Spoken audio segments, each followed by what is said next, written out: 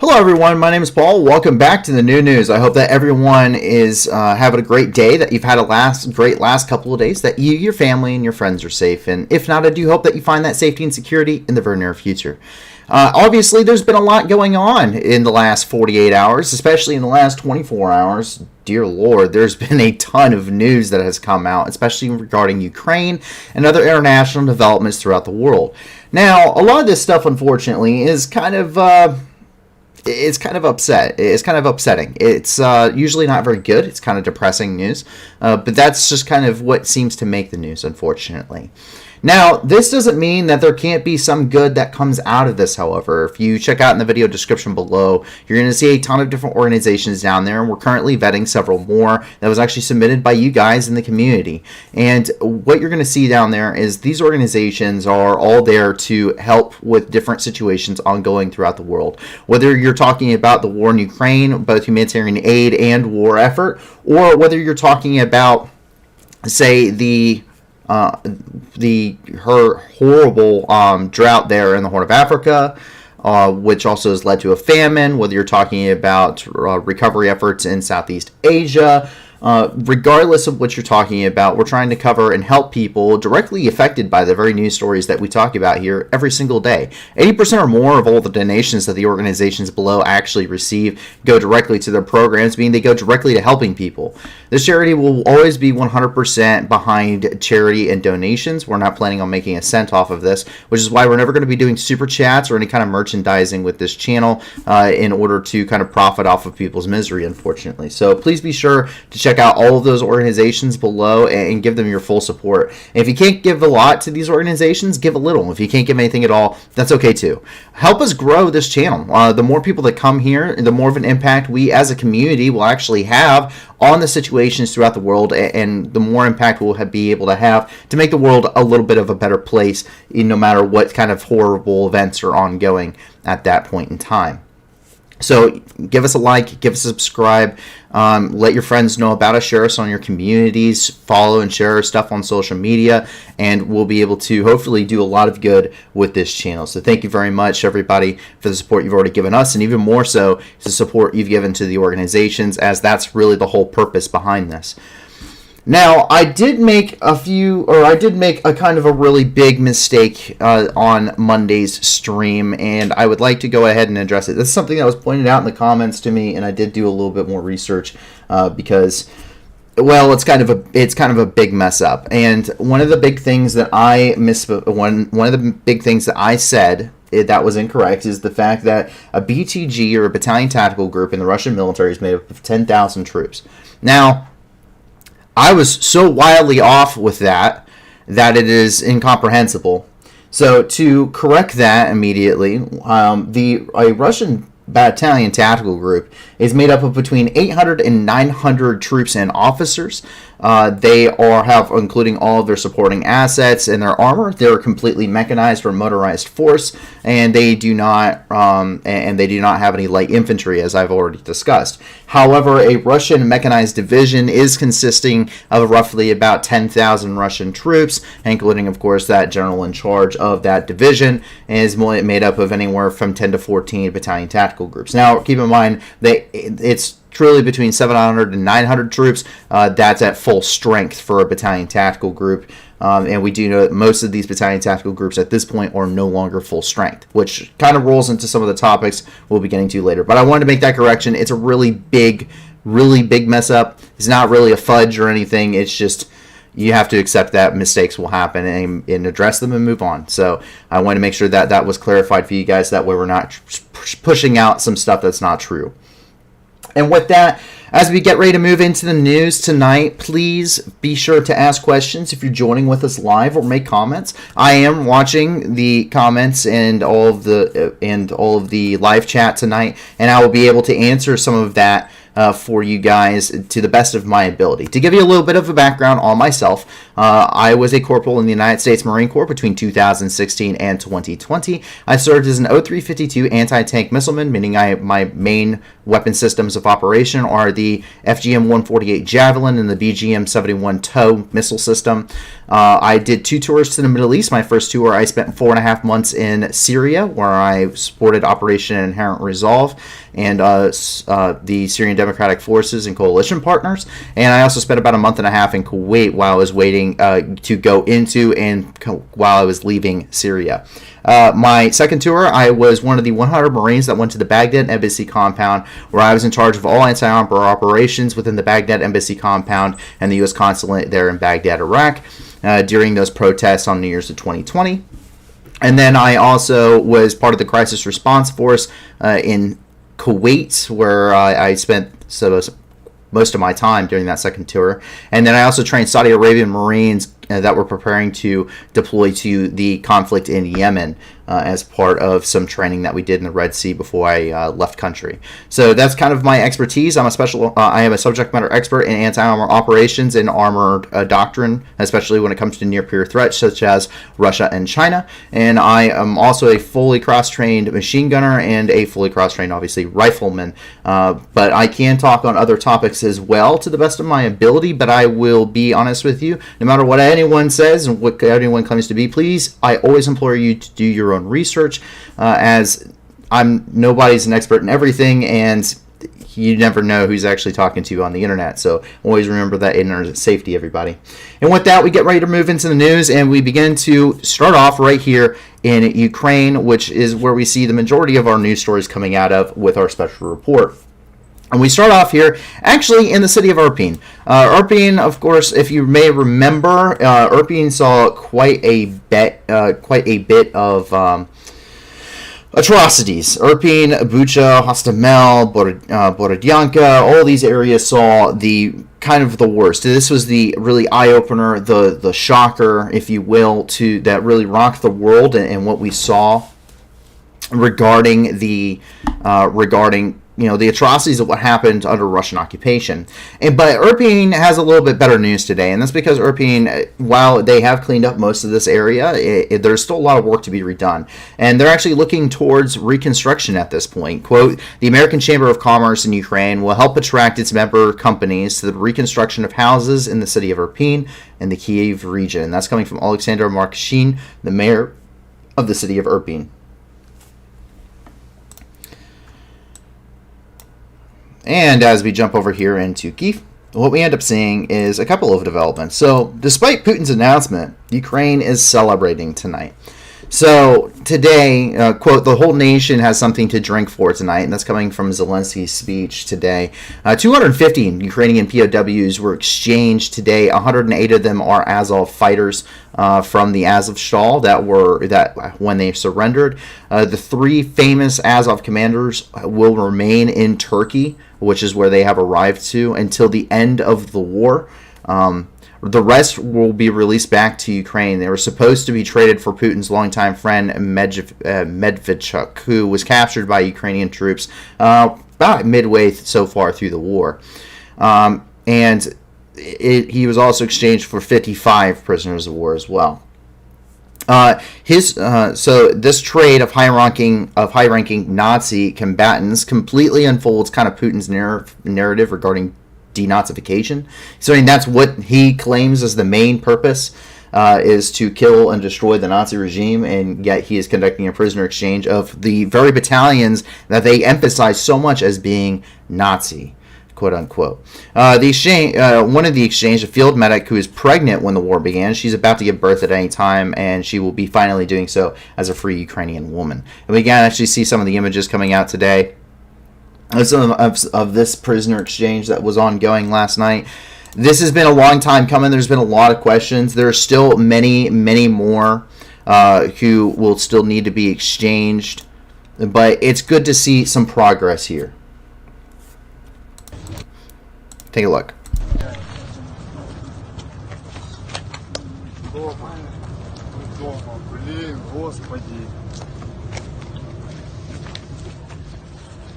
Обычная земля в Киеве, реально, просто.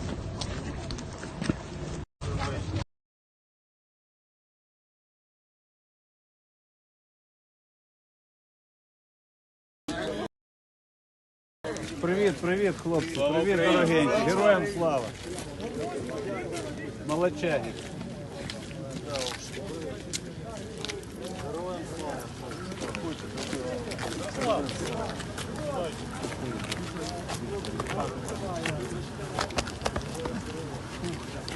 Да.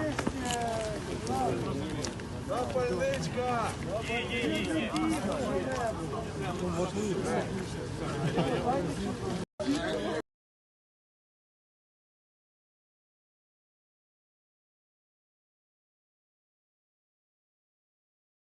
And I mean, you can see, I mean, these guys, they're tired, they're exhausted, they've been through, it's, you can't imagine or describe in words what these individuals have been through. But I can't imagine this feeling. And this, which is, of course, the photo for the night coming from the Ministry of, I want to say the Ministry of Internal Affairs. I mean, this really sums up everything. Think of what this man has been through. He fought in Mariupol, surrounded for months. Was expecting to fight until the very end, where he would be killed. He has been in a Russian prison, where he has likely been starved and beaten, and just generally just not taken care of. Definitely not Geneva Convention privy. In a filtration camp, expected to probably be executed by the Russians. And he comes back, his arm broken, but with a smile on his face. Well, maybe not as healthy as when they last saw him. And he throws up what appears to be a peace sign. Peace or victory, regardless, that is a feeling amongst these guys. This isn't over. There's everything they have been through, and they are still 100% behind what's happening, behind the cause. They have been through an insane amount.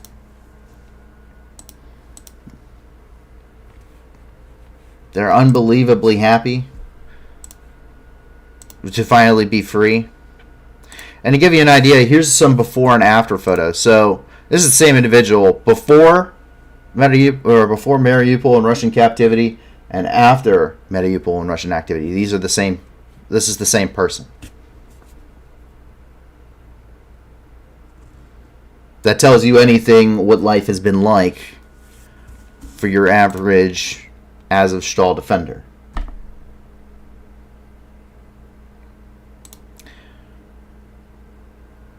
And notice, you know, some of the damage that's been done. This is also the same individual. Hard to imagine. And during the Battle of Mariupol and then his release, I mean, look at his eye. It's completely swollen shut. If the ocular bones have not just been broken completely, showing signs of beatings and aggressive interrogation techniques, aka torture. These guys have been through so much, it's indescribable, and to be able to see them finally come home and the spirits in which they're coming home is pretty amazing. But so their condition is very worrisome, and I'm sure that they are probably immediately getting some pretty significant medical assistance. 4 million tons of Ukrainian grain have so far been exported. And quote, since the start of the grain initiative on August 1st, more than 4 million tons of grain have been exported from the ports of the Odessa region. That's coming from the Ministry of Infrastructure of Ukraine. So once again, we can see right there, the grain initiative is already doing quite an immense amount of good. While it's not the maximum capacity of what Ukraine normally is exporting, you have to keep in mind they are having to speed through some of this, and we have seen quite an immense amount of ships going into and out of Ukrainian ports in a rather swift order. So it's been pretty impressive. Hundreds of thousands of metric tons of grain have already reached areas that are affected, such as Ethiopia and the Horn of Africa, where we're seeing an immense amount of grain shortages. And of course, 4 million tons of grain in total. That's a lot of grain and food products, agricultural products that are now out and on the global market for consumers, which are going to bring some of those prices down and kind of relieve some of those tensions for other places. And while everyone says they're going, most of the grain is going, most of the agricultural products are going to countries that don't have, that aren't as striving for food. No one's starving there. Part of the issue is you need to drive prices down. You need to stabilize the global market and drive these prices down across the globe, not just in these really hard hit areas. And of course, the World Food Program also stated, just the amount that they were going to be purchasing, and I believe they've even exceeded that, initially saying they're going to buy 150,000 metric tons of grain. But inflation for food in areas such as Syria, where over the past 12 months, the food has increased by 300% due to inflation and rising costs, you have to stabilize the market and bring those down to bring people into a place where they can buy food again on their own. Humanitarian aid is something that needs to be done, but some of these people could be perfectly able to sustain themselves if the prices were just lower. So that's very important as well. And while that argument seems to be thrown around quite a lot, and we've even seen it here on the channel, you have to remember that there is economic repercussions that are affecting millions of people. You don't just get this overnight because of the shipments just stopped coming. The shipments were taking care of a very limited number of people to begin with, and that has exponentially grown as prices globally have increased. We also have a child casualty update, as well as some updates that kind of go along with that. And the first one, of course, is the child casualty update itself, coming from the Prosecutor General's Office of Ukraine. Quote, since the beginning of Russia's full-scale war against Ukraine, 391 Ukrainian children have died and 764 children have been injured. But the UN at Geneva have also put in a quote for us, saying that the war in Ukraine has displaced 2/3 of the country's children from their homes. About 130 educational institutions have been destroyed, and upwards of 1,500 schools have been damaged. The impact on children is quite significant in this war, and we see those. We've seen time and time again where schools and educational institutions have been completely damaged and destroyed, and many Russian strikes hitting a lot of these major population centers across the country repeatedly. And we're seeing that they're being claimed as military targets. And we can see that coming from UN Geneva here.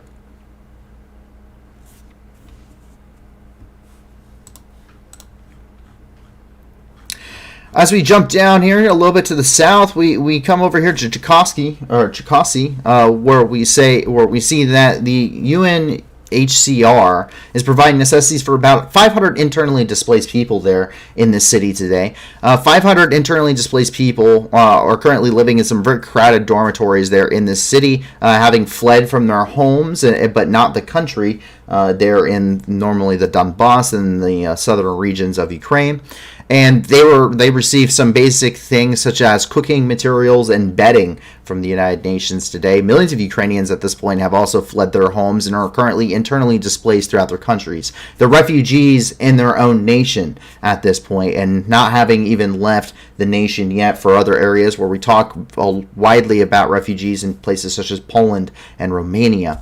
But instead, they are in their own country with nowhere to go. And these people are completely reliant on humanitarian aid, but it's good that we're starting to see some of them, they're at least getting some housing, they're getting some of the basic necessities that they need, and that's what we end up seeing here.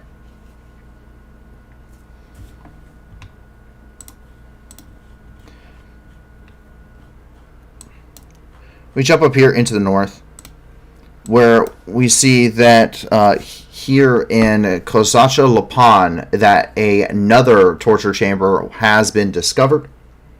It's currently being investigated in DNA tests to see if any of the bodies in the nearby mass grave are currently matched. Good opportunity to say at this point that Amnesty International has yet to say anything or release any reports regarding the mass graves or anything that has been found so far in Kharkiv. International teams from the United Nations are on their way, and they are headed to the Kharkiv area and Izium to conduct independent investigations regarding the situation there and the atrocities committed by Russian forces during their time in these areas.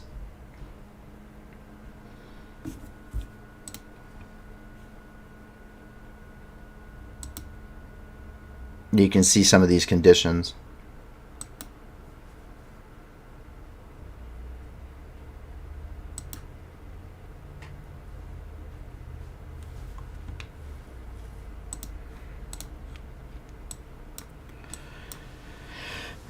As we continue here, it would appear that Russia did end up hitting yet another dam. Russian forces destroyed the upper lock of the dam over here by Pezhnitska. Currently, they say, quote, the upper lock of the Pezhnitska Dam in the Kharkiv region was destroyed as a result of shelling by Russian troops. There were no victims or injured, and that's coming from Kirilo Tomashenko, who's the deputy head of the president's office.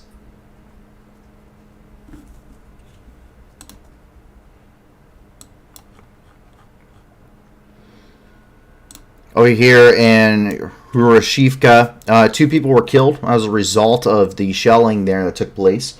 Quote, as a result of the shelling in the village of Hurishka in the Kharkiv region, 2 people were killed and 9 civilians were injured, including 4 children. That's coming from Oleh Subanov, who's the head of the Kharkiv Regional Military Administration. And over here in Volodiv Yar, Volokiv Yar, sorry. 1,000 people received emergency food items there in the city. And this is coming from the World Food Program and the Ukrainian Committee of the Red Cross, which delivered some emergency food for 1,000 people within these areas. Some of the first humanitarian shipments to reach these recently liberated areas at this point, as the UN still has not been able to gain any kind of access to areas that are currently under Russian occupation.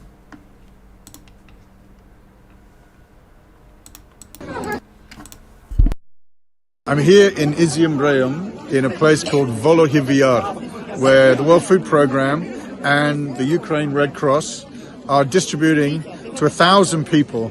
This is the first time we've been able to access this area since it's become accessible in the past weeks when the Ukrainian army retook this territory. It's really important that we're able to support these families, these people, because there are thousands of villages where people desperately need support. They're coming out of their homes for the first time in months, and they need our assistance. It's great to work with amazing partners like the Red Cross, the Ukraine Red Cross, who were here within a day of the locations becoming accessible, and we are now working with them to support 15,000 people in this rayon alone.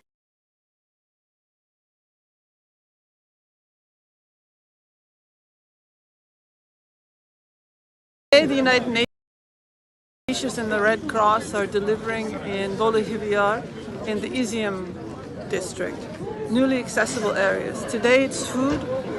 During the course of the week it'll be blankets, kitchen sets, hygiene sets, whatever people require. This place has only been open for a day or two, and these are the first deliveries here. By the way, I hope that these audio levels are a little bit better for you guys. I understand that I get a little bit, it starts kind of getting a little bit weird. So I'm not perfect at this. I didn't even know how to use OBS before starting this project. So we're still kind of working out some minor technical kinks in there. But hey, we're doing it live. So I hope that this is maybe a little bit better for y'all, and I hope that everything is is a little bit better. I adjusted my mic settings a little bit for you, make it a little bit more comfortable for streaming. People are asking me to rant today. Don't worry, guys, it's coming.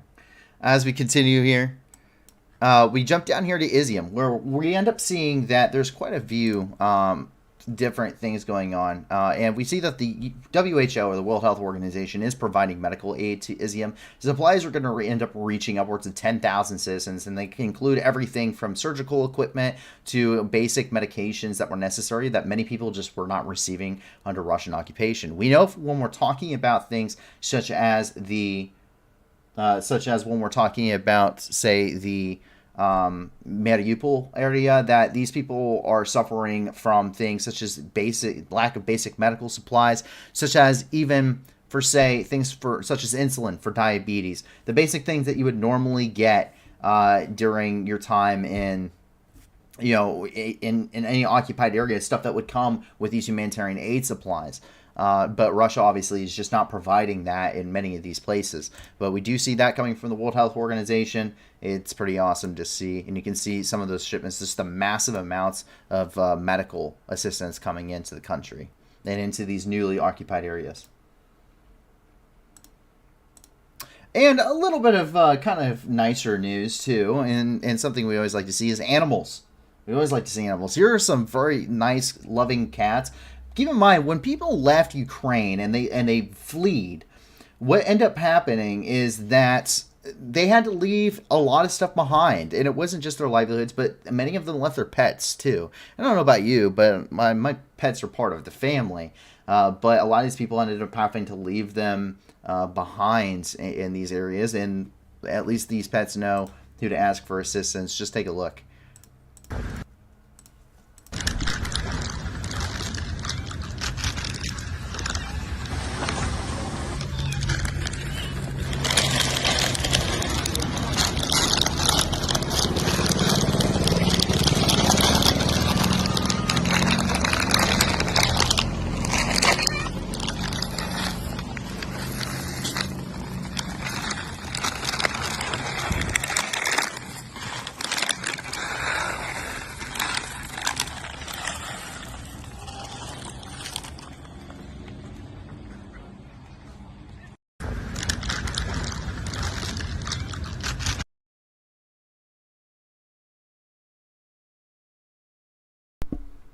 And with that, what we end up seeing is, so there's pretty nice to see that cats are getting some pretty nice treatment. As we move over here and into the Luhansk Oblast, what we end up seeing is that a Russian command post was reportedly destroyed. Quote, on September the 20th, the armed forces of Ukraine destroyed the occupier's local commander's office in Zavote, Luhansk region. That's coming from Sergei Haida, the head of the Luhansk Regional Military Administration. It's not the only thing. An ammunition depot also appears to have been completely destroyed there in Novoaidar within the Luhansk Oblast. Which is very evident based off of the current footage we have coming out. Take a look. Новоайдар. 21 сентября Новоайдар. Вот это да! Я тарахтел. Там он еще куда-то. Я в шоке. And according to Sergei Haida, once again the head of the Luhansk Regional Military Administration, he said that his quote, his caption for that was "Happy Mobilization" as of today. So you obviously can tell where his feelings lie on that. But a very interesting situation developed here is in Ozern. Ozern is a recently liberated area within the Donetsk Oblast, and we see munitions used against Ozern. This time we can actually see this from a drone perspective, which is very nice. But you can obviously we'll just take a look for yourselves. So this is some drone footage of the incendiary munitions strike against the village of Ozern here in the Donetsk Oblast.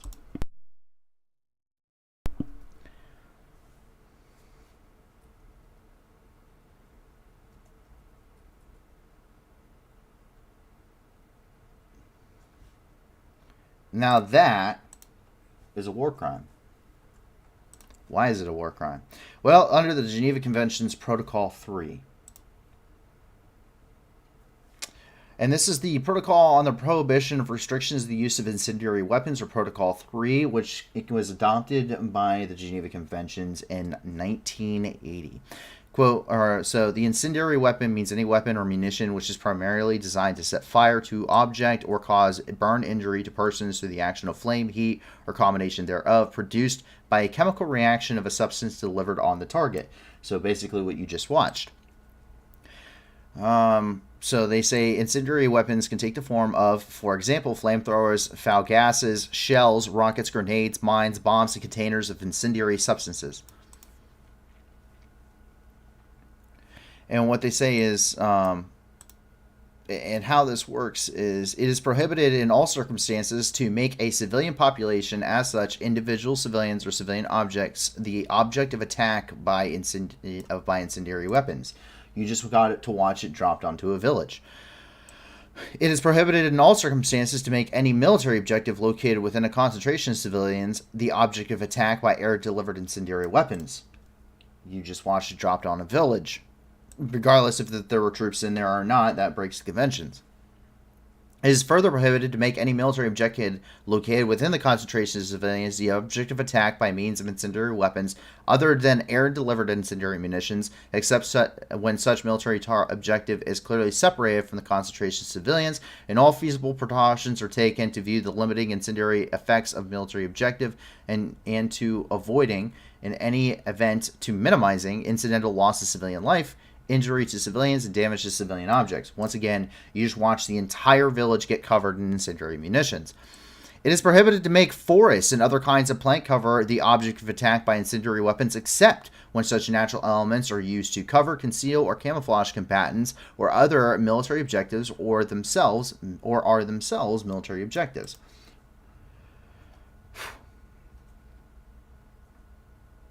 So what does this all mean? Well, it means you can't drop it onto a civilian target. Once again, you just watch it get dropped onto an entire village. It's also very important to note that Russia is a party of the conventions and all conventions signed thereof.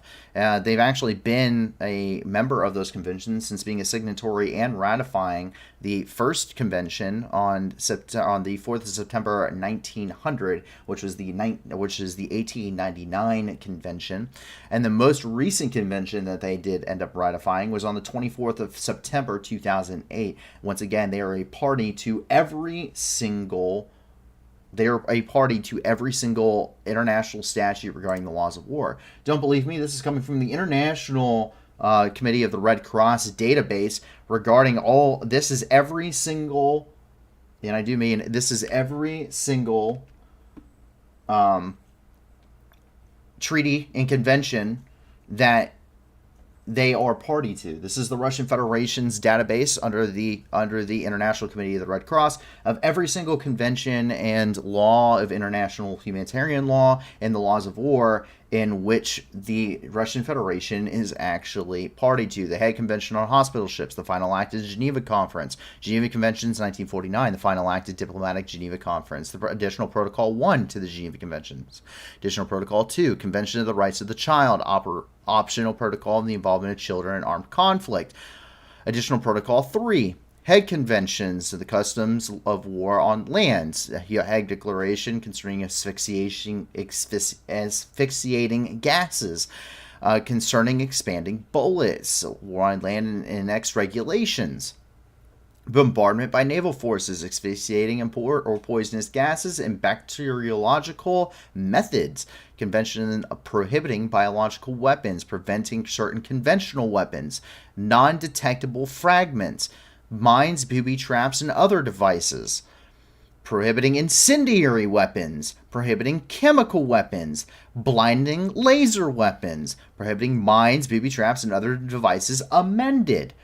Certain conventional weapons amended Article 1, explosive remnants of war, a convention on enemy merchant ships, conversion of merchant ships, bombardment by naval forces, neutral powers in naval war, submarine warfare, and the Treaty of London, cultural property, protection of cultural property, protection of cultural property, Nuremberg Tribunal, statutory limitations to war crimes, International Criminal Court. That's going to be important later. The opening of hostilities, neutral powers in the war in the case of war on land, prevention and punishment of genocide, the prohibiting of environmental modification techniques or NMODs. That is every single treaty that they have signed and they are a party to. This is the Russian Federation, according to the International Committee of the Red Cross database, regarding every single convention and statute of international law and war that they are a party to.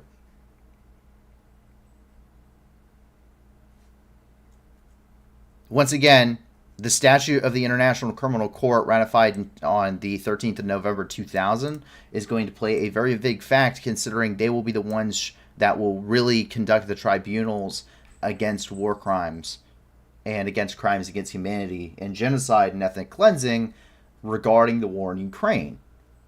So they are a signatory of it, which means they follow it. They are a party to it, meaning they must follow it, and failure to do so means that they do not uphold this convention, which we shouldn't be surprised considering they haven't upheld the protection of the acts of protecting cultural property, the neutral powers of warfare, any of these, booby traps and other devices, chemical weapons, incendiary weapons, booby traps, non-detectable fragments, biological weapons, reportedly. So, there you go. That is you can't get any better than that. That is the actual international law regarding this entire situation and what they are party to. And why these things are war crimes. Why... I understand that the terminology can sometimes be thrown around because not a whole lot of people understand international law or why it's there or what it's about. And sometimes you just have to pull it out and explain, hey, this is what it actually is. When you're talking about something is a war crime, you can't just call it a war crime because it's horrendous or it's tragic, because war is horrendous and tragic in and of itself, regardless of why it's fought or who is fighting it. What matters is that it's a treaty, it's on paper, it's been signed, it's been agreed upon, and it's in law. And that is what constitutes a war crime. And we see this time and time and time and time and time again. Delta D Aviation says, does Russia have the logistics to call up a 300,000 men army? We will get to that. We will get to that when we get to the international news. So if you want to hear about that, please hold on. That is where my main rant is coming in. Bakhmut is just continuously shelled. It's merciless for Bakhmut. Keep in mind, they are leveling Bakhmut essentially block by block at this point. And you saw, if you were here with us on Monday, you would have seen the video footage of where they just completely destroyed the entirety of of these apartment buildings. Just an entire apartment building section. That continues on today. This occurred yesterday on the 20th. And this is a video taken by Pavlo Krylenko, who's the head of the Donetsk Regional Military Administration. And he has taken this video, and this is from the shelling regarding what occurred here in Bakhmut. And you can see, opening shot, this 2 floors of this apartment building, 3 floors really have completely collapsed. This is an apartment complex. Once again, civilians are not a military target. Civilian infrastructure, meaning apartment buildings, empty, not empty, have a ton of people in them, have absolutely nobody in them, doesn't matter. It's a civilian infrastructure. It's not a military target. And yet we see it hit time and time and time and time again, regardless. The Geneva Convention understands collateral damage is going to happen. That's a fact in warfare. But when you see it in every single city and it just keeps happening, that is way too far. Russia has this Russian doctrine is basically a war crime machine. I don't know if when it comes to Russian doctrine, they amass large concentrations of artillery onto an area as part of a precursor bombardment. That's really phase 1 of the Russian doctrine. Okay, and then what they end up doing is after they amass these large concentrations of artillery. By the way, this artillery is not precision guided. It's not like you're dropping laser guided bombs onto a small compound in the middle of Afghanistan. No, this is just the BM-21 Grad system. Fires 40 round salvos of 120 millimeter Katyusha rockets. These are dumbfire rockets, and they carry a medium-sized, high explosive payload. And their only purpose is to saturate an entire area with explosive power.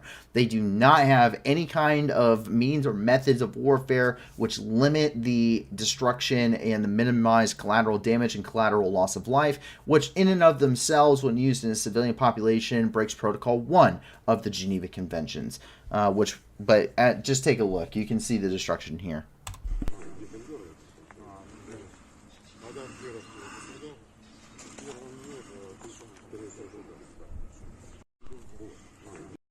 And if I couldn't emphasize that this is not a civilian target enough because of the apartment building, that's a child's playground.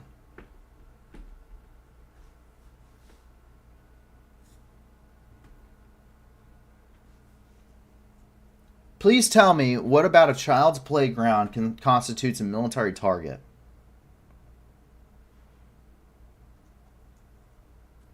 If you have an answer for that,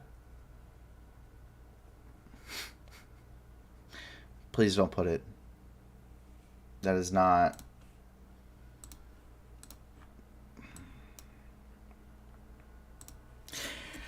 Of course, we get our daily Donetsk update. This is coming once again from Pavel Kolenko, who's the head of the Donetsk Regional Military Administration. He said, quote, on September the 20th, Russians killed 6 civilians of the Donetsk region. 2 in Bakhmut, 1 in Turetsk, 1 in Druzhba, 1 in Horivka, and 1 in Velika Novosilka. 20 people were also injured, and we can also see that updated on his map. At this point in the war, according to Pavel Kolenko, excluding Mariupol and Volnovakha in the occupied areas, he has said that 868 civilians have been killed and 2,193 civilians in the Donetsk Oblast, not including occupied territory, have been injured by Russian shelling.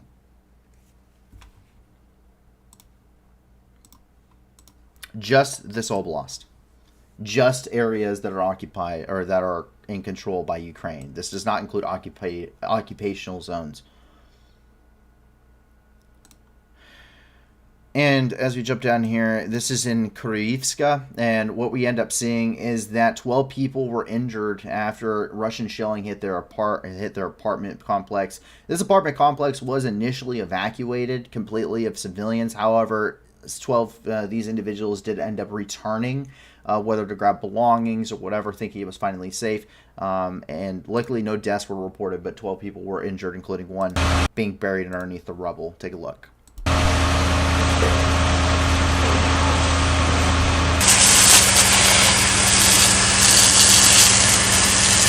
Видно было хорошо, аж у меня дома вон напротив стекла посыпались и в кухне, и в комнате, и в коридоре, и все, и полностью страшно, не знаю, война. Военных тут никогда не было их. Тут не знаю, кто они и за что мы вот это делаем, за что нам вот это.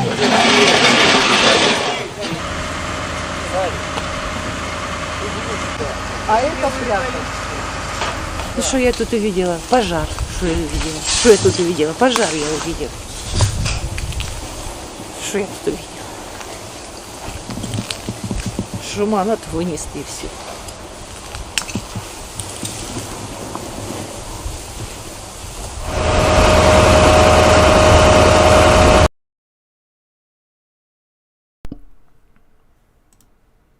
Repeat this for every single building destroyed in the entire country throughout the entire duration of the war. Now put your family in each of those buildings. And that is the situation in Ukraine. Every single day.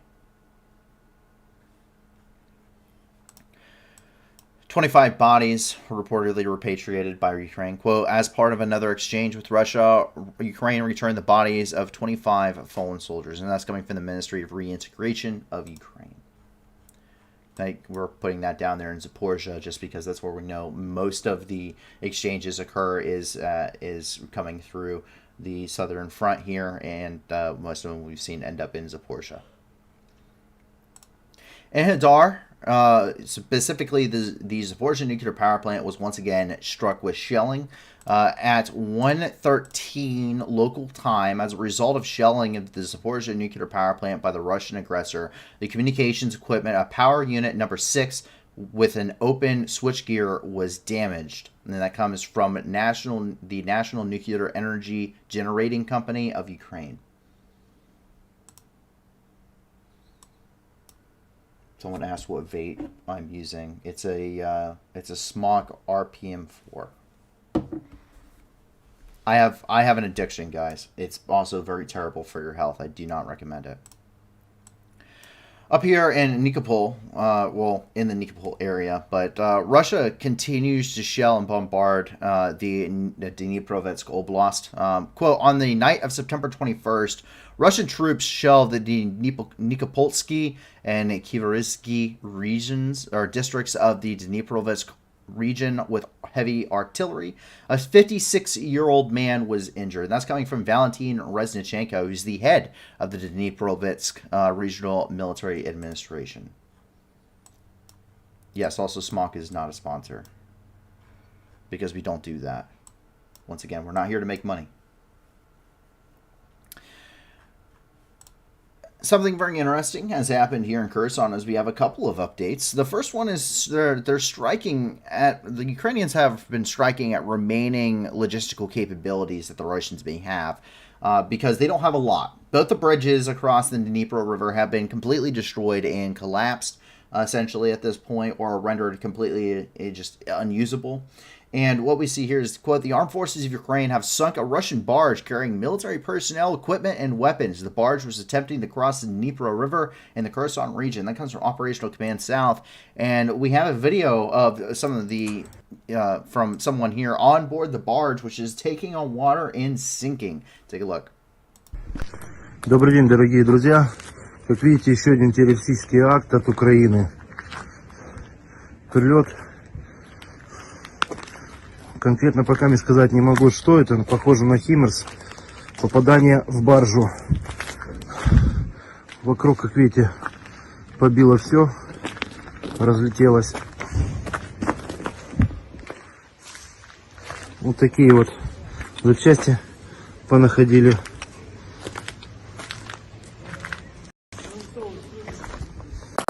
Российский акт на 2 сквозных отверстия. Входное. Вон второе. Пока здесь больше не вижу. Вся баржа побита осколками.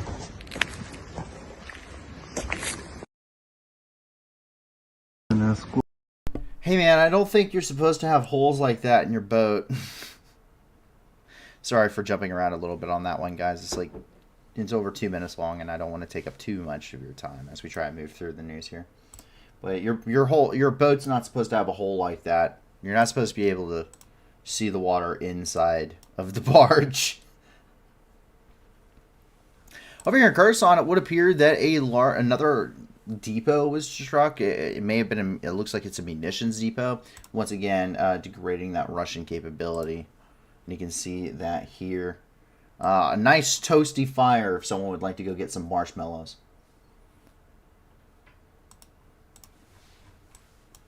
That's not the only place around Kherson that's been hit. We also jump over here back up to Chernobivka, where we see the Kherson International Airport. And explosions pretty much rocked the entirety of the Kherson International Airport, as it is a key logistical and command center for the Russian forces. They keep putting troops and equipment here. No idea why. This place has been hit repeatedly, just over, and I don't know how I doubt there's a runway still usable at this place. It has been shelled so many times by Ukrainian forces, and the Russians just keep putting stuff there. And you can very clearly see as the air control tower happens to be right here, that the shelling is currently ongoing there at Chernobivka's Kherson International Airport.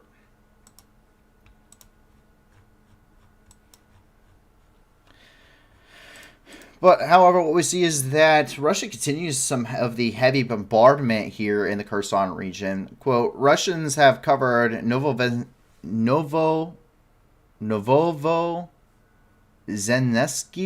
Myryolubivka, Olin,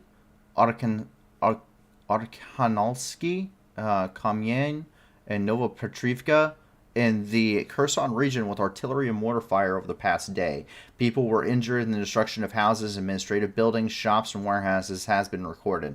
And that's coming from the press service of the Kherson Regional Police. Once again, I am really, really sorry by butchering a lot of these names. I am an American, and I do not pronounce things very well to begin with, even stuff in English, if you may have noticed.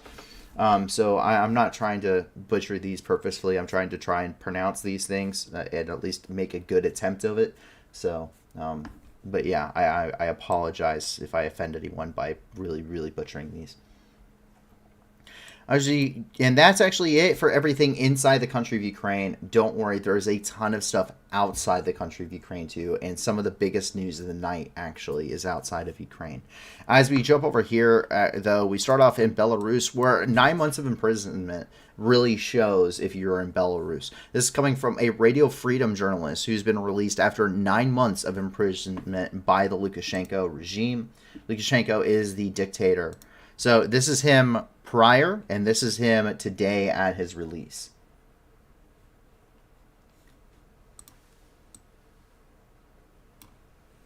Nine months. 9 months of imprisonment in Belarus.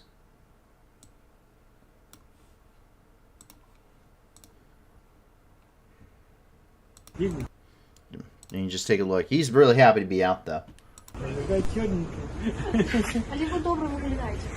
О, а она сказала, что бренно. Не, у меня вот тут все похудело. Я 9 разов уже подтягивал.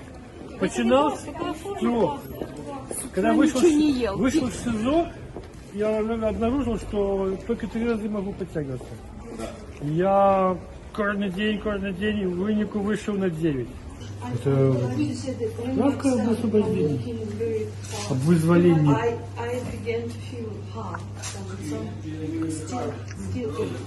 И тут у кофейни написано, что вызвали на подставе подписанного прошения помилования. Но вину я не признал. Все равно подписали.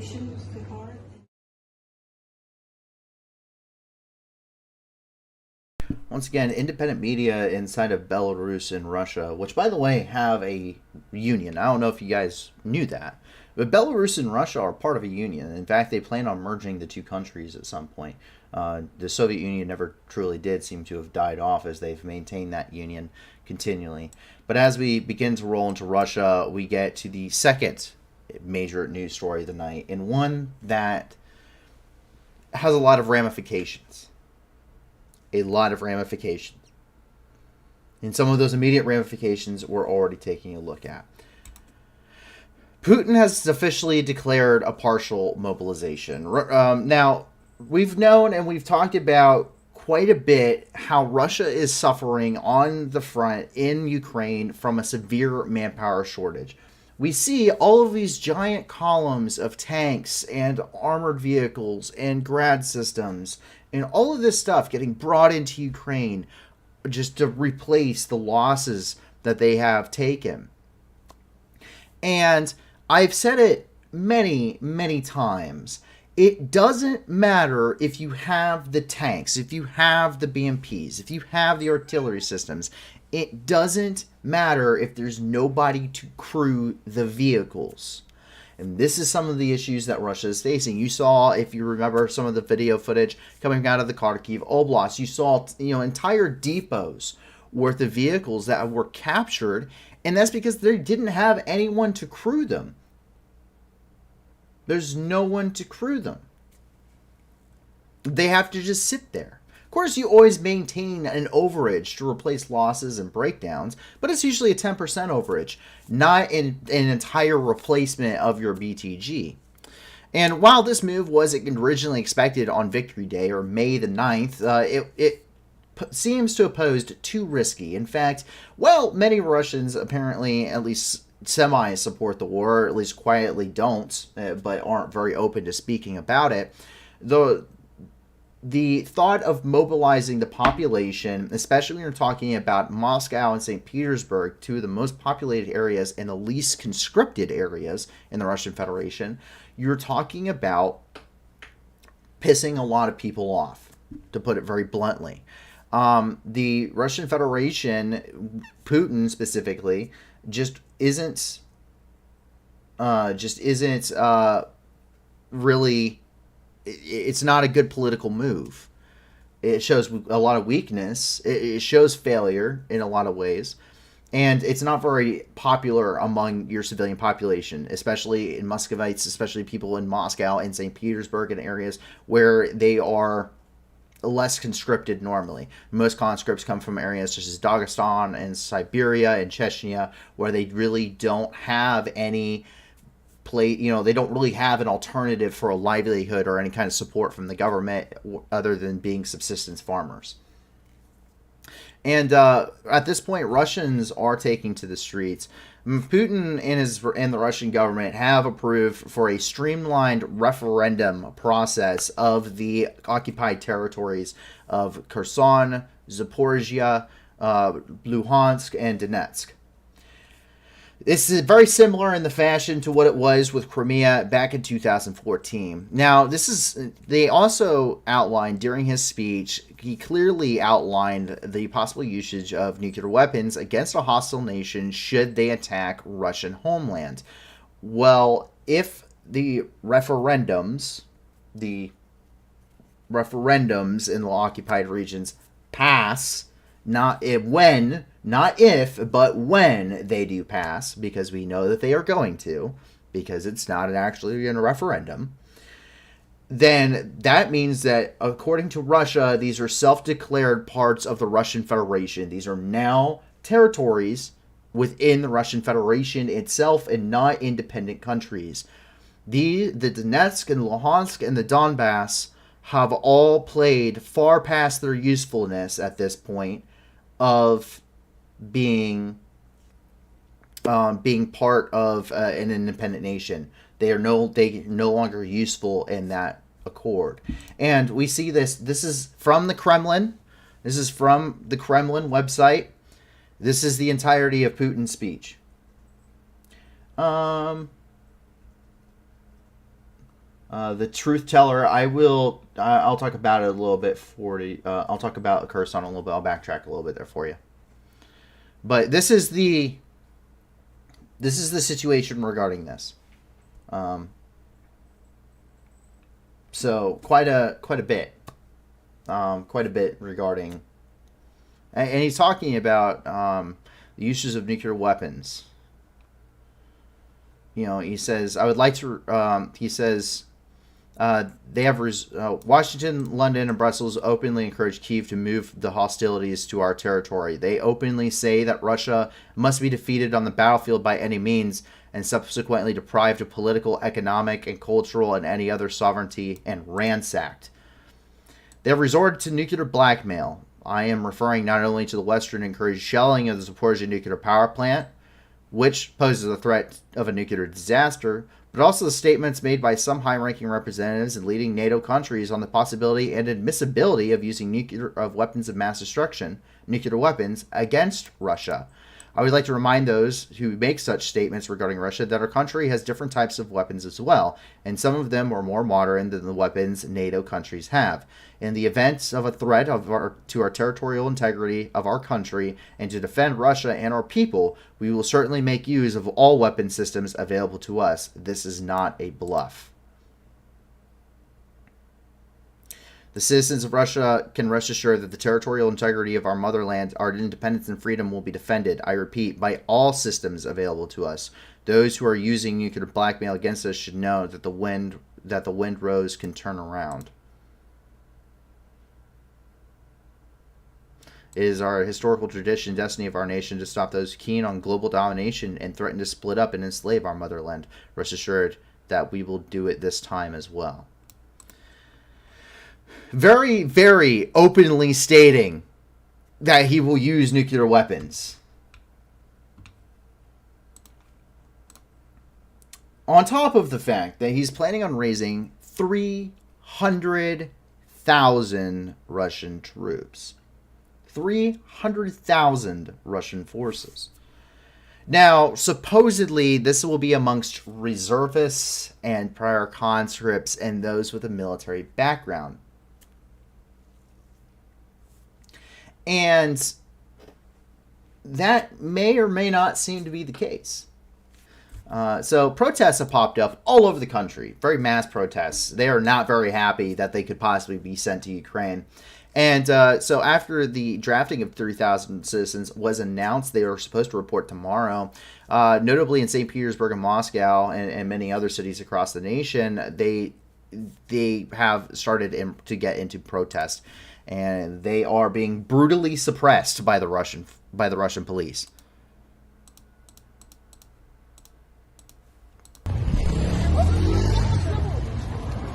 Человека, вы в армию так же будете забирать,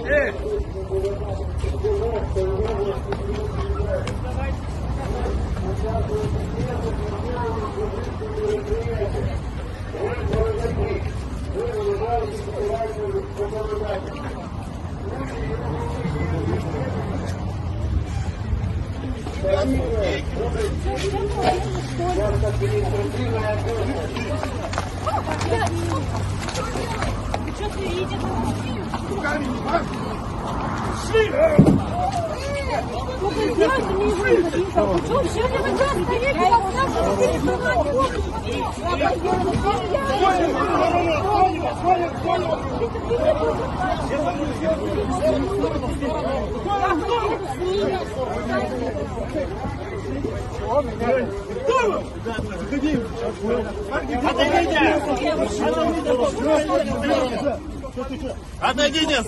Не препятствуем! Отойдите! Я спокойненько пойду. Руки! Руки! Руки за спину! Руки за спину! Вторую руку за спину! Отойдите! Помоги! Помоги! Помоги! Очки у него!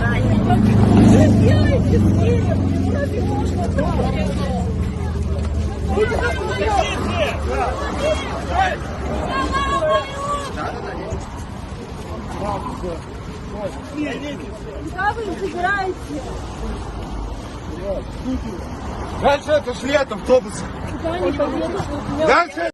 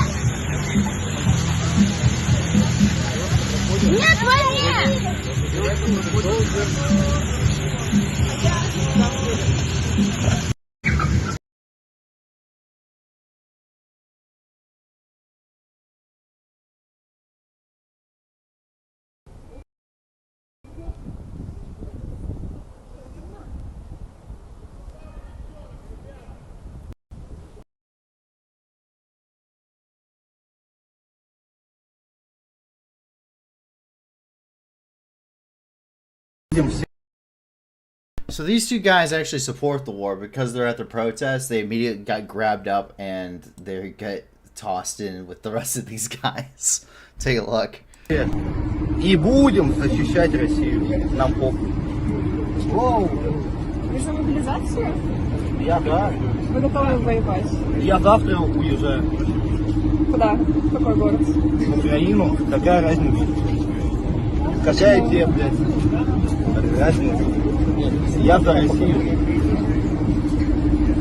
Я ветеран. Да ну, как они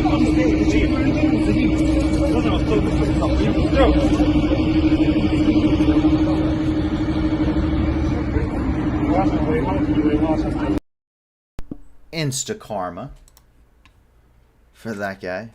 So here's a man. He's singing. He's in white and he's singing pretty famous anti-Soviet songs from the 80s in Russia.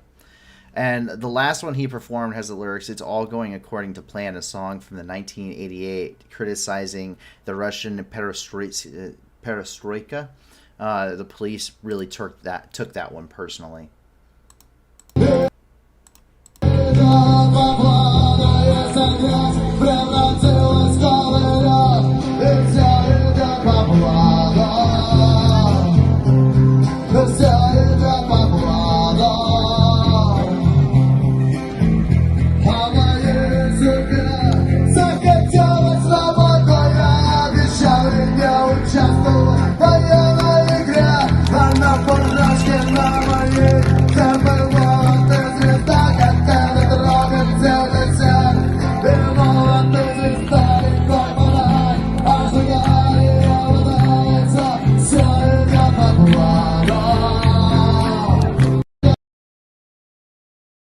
He's saying it's all going according to plan, and the police did not appreciate that.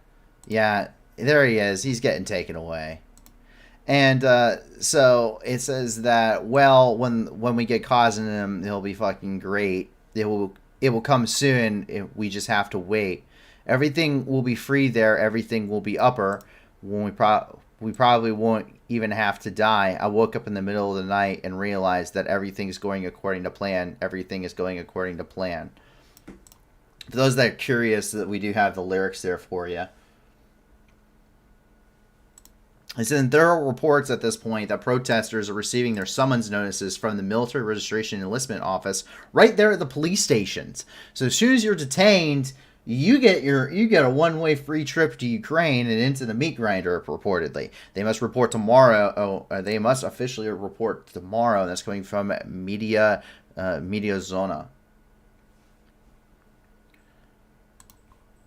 The military contracts there in Ukraine or there in Russia have been extended for the duration of the mobilization period, which forbids any contract termination. Those who went for 3 months to make some easy money are now stuck there on the front indefinitely. If they terminate their contract, it is now a 10-year imprisonment.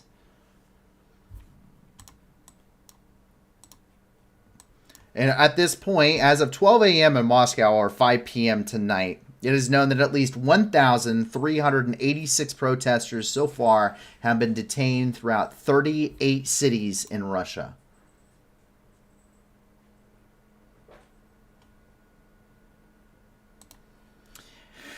Plane tickets to get out of Russia, as thousands are fleeing simultaneously now to avoid conscription. From Moscow to Yerevan, it is 160,000 rubles or $2,800 USD.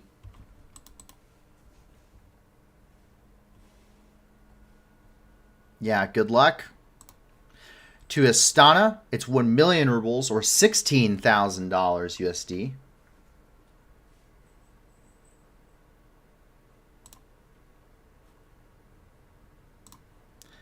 And flights from Turkey at this point have been completely booked regardless of their price.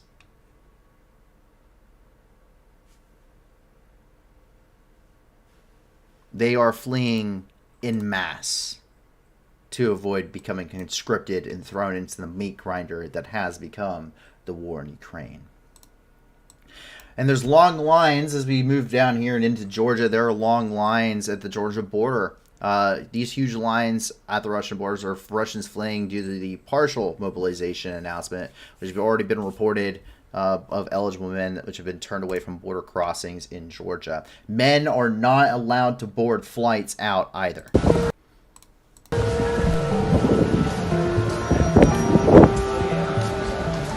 Люди уже на встречку повылазили, кто без очереди, кто стоял уже раньше.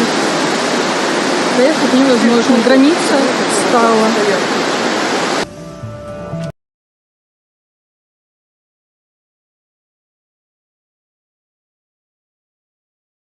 Rent and housing have also quite skyrocketed there inside of in Georgia as a result of this. So there's pretty overwhelming support for the introduction of visa regimen for Russians. Now, what does this all mean? What does this all mean? Well, Russians are at least quiet about whether or not they support the war by the Russian Federation in Ukraine. Now, the question came in from Delta Aviation earlier as to whether or not can Russia even facilitate this? Can they facilitate 300,000 troops? Yes. They can facilitate 300,000 troops. 100%. They can. The Russians are the hoarders of military equipment. But that's a double that has a double meaning. See, when the Russian Federation formed in 1991, truly about 1992, following the fall of the Soviet Union, they went through their stockpiles. And you know what they found? They found artillery shells for artillery guns that had not been in service in the Russian military since 1918. They were keeping artillery shells in storage that were so old they didn't have the guns for them anymore, not even for ceremonial or display purposes. The Russians are the hoarders of military equipment. You can outfit 300,000 troops, but they're not going to be worth anything. They are cannon fodder. They are cannon fodder. They are warm bodies to put into the meat grinder. They can outfit them with equipment from the 60s and the 70s. They can equip them with the AKM and the AK-74, not the AK-109, not the AK-112 or 102. They can equip them with steel pot helmets from the 50s and 60s. They can equip them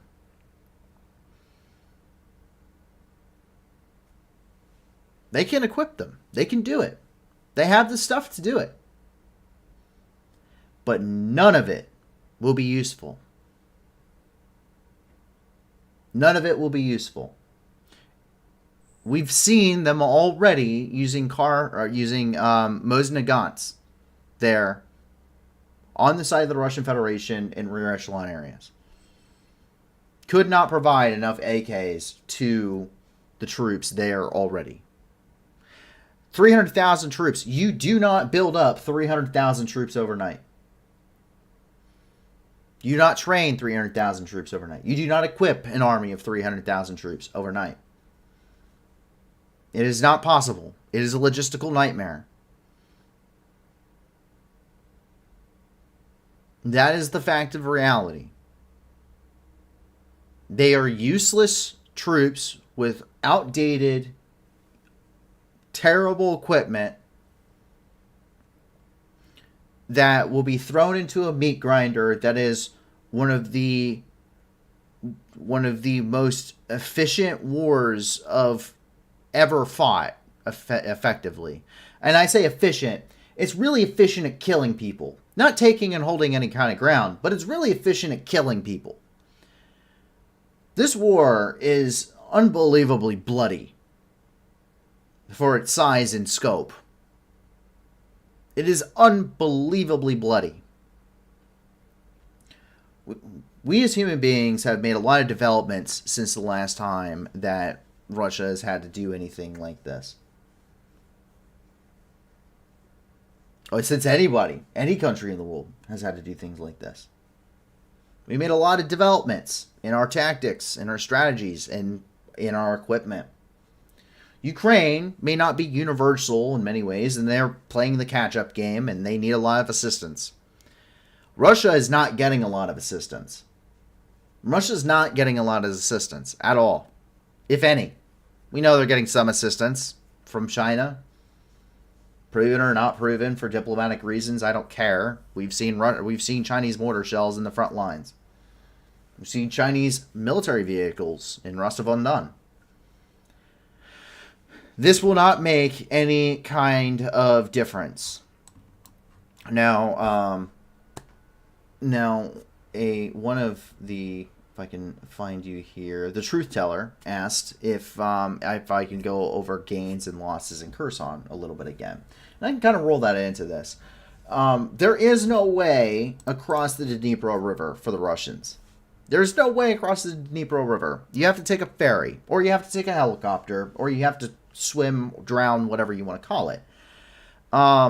The tactical situation on the ground hasn't really changed. The lines haven't shifted. Whether that's manpower issues, lack of ammunition, or whatever have you, doesn't matter. We've seen strikes across the entirety of it. We know that their logistics are broken down, and there's no real way to resupply their forces in any meaningful amount. You can't reinforce these guys significantly enough. You can't give them enough ammunition, and you can't make enough flights to bring enough ammunition to sustain them for a single day's worth of continuous sustained fire. And yet we continue to see them continue to try and fight. There's questions about whether the Russians are going to completely surrender. There's questions about whether or not they can continue to fight. There's reports that they're trying to fill in the gap at the Novokhovka Dam. But we're seeing successes. They struck a ferry. It is sunk. The barge is sunk there. That's not an easy recovery for anybody. They have struck ammunition depots. They struck the Chernobivka at Kherson International Airport. But Russia's also hitting back with whatever they can get. But it's a matter of time. It's not an if they will. It's not an if Ukraine will retake the Kherson Oblast. It's a matter of when they will retake the Kherson Oblast. Those guys are effectively trapped. They either surrender, are killed, or they drown as they try to swim hurriedly across the Dnipro River and are weighed down into the deep waters by their heavy equipment. Outdated as that may be, it's usually pretty damn heavy. That is the situation in Kherson. And bringing in 300,000 troops to fight this war that are ill-equipped, ill-trained, with outdated equipment, using the same tactics, except even worse than the guys that came before them, and putting them into one of the most deadly wars in history in Europe is not going to do anyone's favors. The Russians are fleeing the country because they know they will come back in body bags, if not buckets. If at all. That is the reality. They've streamlined the process for the occupied areas to hold a referendum and become part of Russia, giving them justification to fire on any hostile nation which threatens the Russian sovereignty.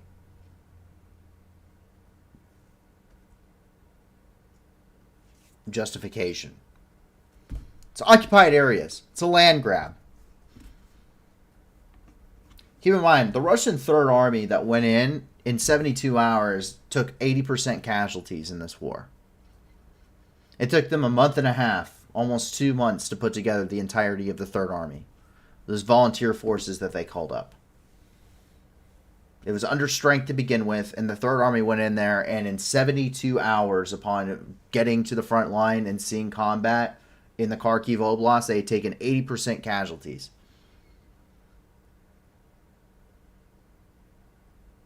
Instantly rendered combat ineffective. Instantly. 80% casualties is far beyond just being rendered combat ineffective. If a unit takes a company's worth of losses, killed and wounded combined, that is combat ineffective now. That unit is considered combat ineffective. 2nd Battalion, 7th Marines did their deployment to Afghanistan in 2012. Equivalent of one company's worth of total manpower losses. Unit was rotated home. Next unit was a UDP to Okinawa to train up replacements before they did another push into the Middle East because they were rendered combat ineffective midway through their mission.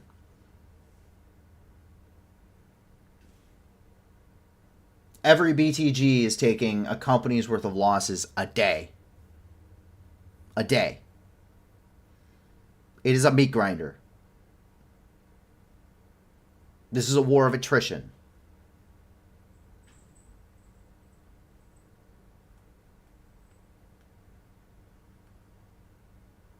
There is no 300,000 troops that will magically fix the problem. There is no million troops that would fix the problem. There is nothing Russia can do to fix this tactical or strategic problems that they are facing inside the country of Ukraine.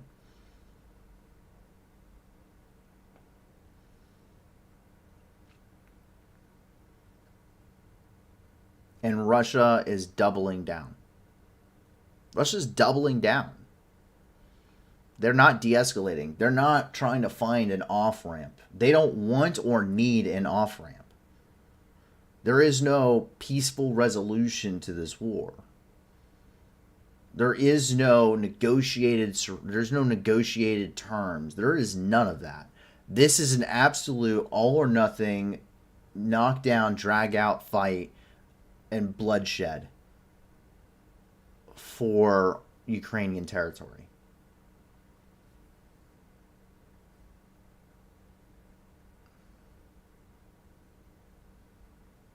Russia doesn't have the logistical capabilities to handle the situation in Ukraine, let alone trying to now put 300,000 additional troops. Keep in mind, 300,000 troops is more than what they fielded at the beginning of the war.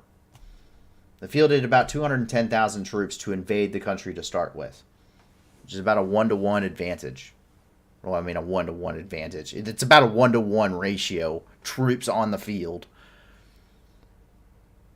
They don't maintain any light infantry. They don't maintain any kind of... They just don't have advantages. Their advantage is numerical. And in many ways, they're not even using that. Because the Russian Air Force outnumbers the Ukrainian Air Force like a 10-to-1 ratio. And the Ukrainian Air Force is still flying. They are still flying. Between all of the ballistic missile systems, cruise missile systems, the really, really hyped up hypersonic missile systems, their fancy tanks, their fancy upgraded T-90s, T-90Ms, which we've seen captured, between all of their jets and helicopters and the K-52 and the Mi-38 and all of these fancy equipment that they have done and all this money or whatever fake dollar you want to throw into this, kind of because the ruble's not worth anything. It's not worth the paper it's printed on. Anything that they have thrown into this, and the Ukrainian Air Force is still flying. Ukraine is conducting counteroffensives and winning. They still are getting logistically supplied. They've had to pull out of 3 areas now. They had to pull out of the north. They had to do a first drawdown in Kharkiv. Now they've had to completely pull out of Kharkiv. They had to completely essentially pull out of the Mykolaiv Oblast at this point. There's only like a 5% of the Mykolaiv Oblast still under effective control. And And they're over here and they're pushing pressure on Lysychansk and Severodonetsk, which were lost, what, a month ago? Ukrainians lost Severodonetsk and Lysychansk, what, a month ago? Month and a half ago? Maybe? And Ukrainians are already back on the outskirts of the city. The war crimes and it's a poorly done genocide is what this war is. It's a poorly done genocide. And they can't keep it up, and they're going to try to, and it's just, once again, they're just going to see more people come back in body bags and buckets if they repatriate them, because we know that they aren't repatriating a lot of the dead. In fact, they blew up some trains that were, maintaining the bodies of their dead.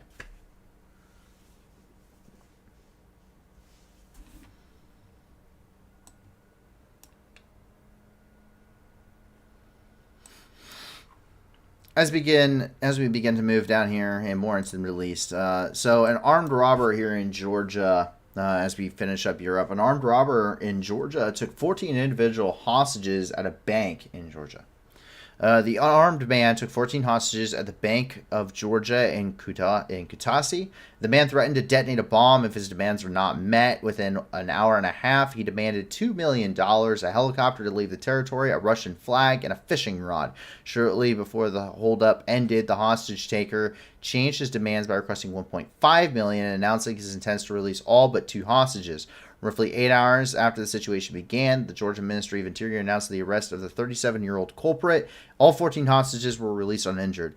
Deputy Interior Minister Alexandra Derak-Valides claimed the perpetrator was heavily armed and that had resisted police officers who, according to Derak-Valides, managed to prevent him from activating a hand grenade. The Ministry of Internal Affairs said that they were treating the attack as an act of terrorism, taking hostages for terrorist purposes and illegal purchase, storage, and carrying of ammunition.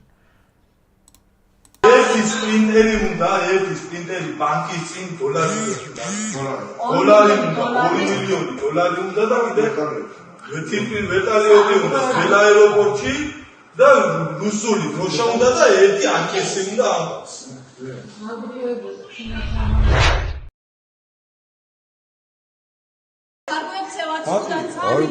ზევით შენ შევედი. ოდი ერთ შენ თავი დავანახო ეს ანზე ეგენი შემოხეული და კარგად ას შემოხეული ამაგეს ძირებს და ამას დავანახეთ ყურადღება მოგაცი.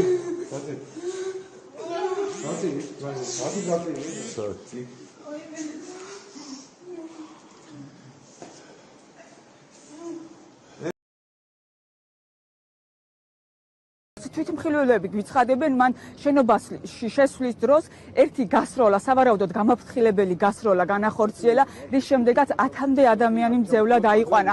შენობაში ჩვენი ინფორმაციით იმყოფებიან როგორც ბანკის თანამშრომლები, ასევე არიან მომხმარებლები. ისინი ამ დრომდე შენობაში რჩებიან. როგორც თვითმხილველები ჩვენთან საუბარში აცხადებენ,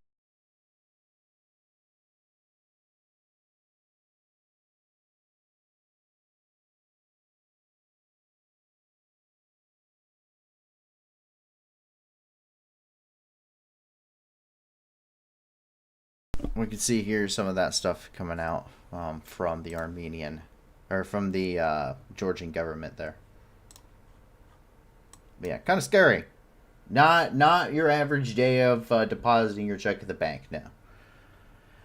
Jump up here into Syria. While here at the Al-Hol camp here in northern Syria. This is in Al-Hasaka province of Syria. The Syrian Democratic Forces, or FDF, prevented an attack on the camp of relatives of the Islamic State militants at Al-Hol. Kurdish force fires ambushed the jihadist cell, planning to break into the facility. During a gunfight with Arab Kurdish forces, the Islamic militants detonated a car with explosives. The victims of the explosion were 3 jihadists. Another deadly vehicle with more than 300 kilograms of an IED of homemade explosive compounds was captured by the security forces. Also, at the scene of the incident, the Syrian Democratic Forces, the SDF fighters, seized a large amount of weapons. They're most likely trying to stage a large-scale terrorist attack at the Al camp in order to free some of the prisoners held in the institution. Earlier, the leadership of the group ordered the militants to rescue their colleagues from the dungeons by any means. You can see some of those weaponry that they have collected there, including some of the license plates from the vehicles.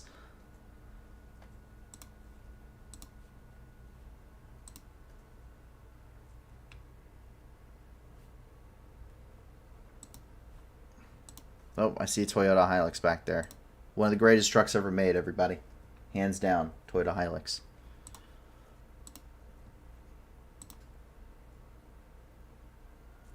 Yeah, that's a thing. So they make homemade explosive. Whenever you see a poundage in there, it usually means that they're talking about homemade explosives. So HME, or homemade explosives, is an explosive compound that is built by militants, and they will use things such as ammonium nitrate, which is an extremely explosive fertilizer, in order to create these explosive devices. And they're very ingenuitive. If you've ever seen the Islamic State actually fighting, and then you also see stuff like this, they are some of the dumbest smart people I've ever seen or met in the world. They really are. Terrorists are extremely smart in some ways, and then they're really stupid in a lot of others. And I don't understand how those two marry up so well. But they take some of the craziest stuff, and they can make some of the most complicated improvised explosive devices that you can think of. They can make car bombs. They can make, which is these. It's a vehicle-borne IED or a VBID. They can make suicide belts.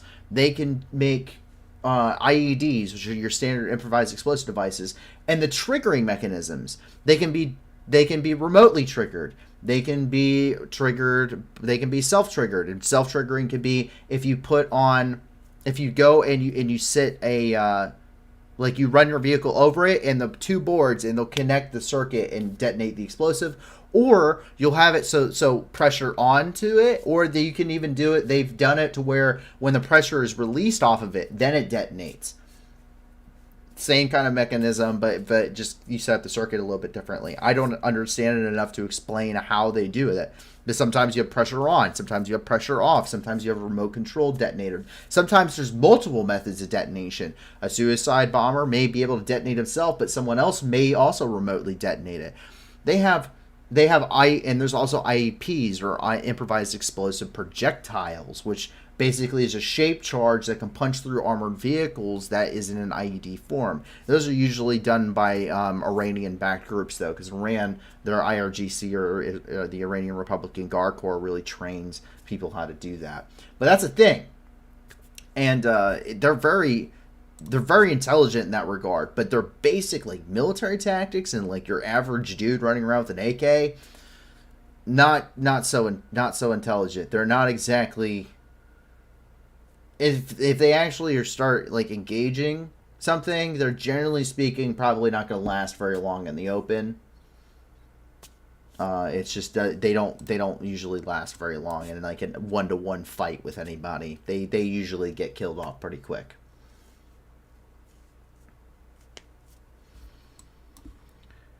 So jump over here and into Iran. The protests continue. Today marked day 6 of the nationwide protests against the ruling regime. Protests in the country have grown increasingly more intense. People came out not only in Tehran, but they also set other cities throughout the country where police cars are being set on fire.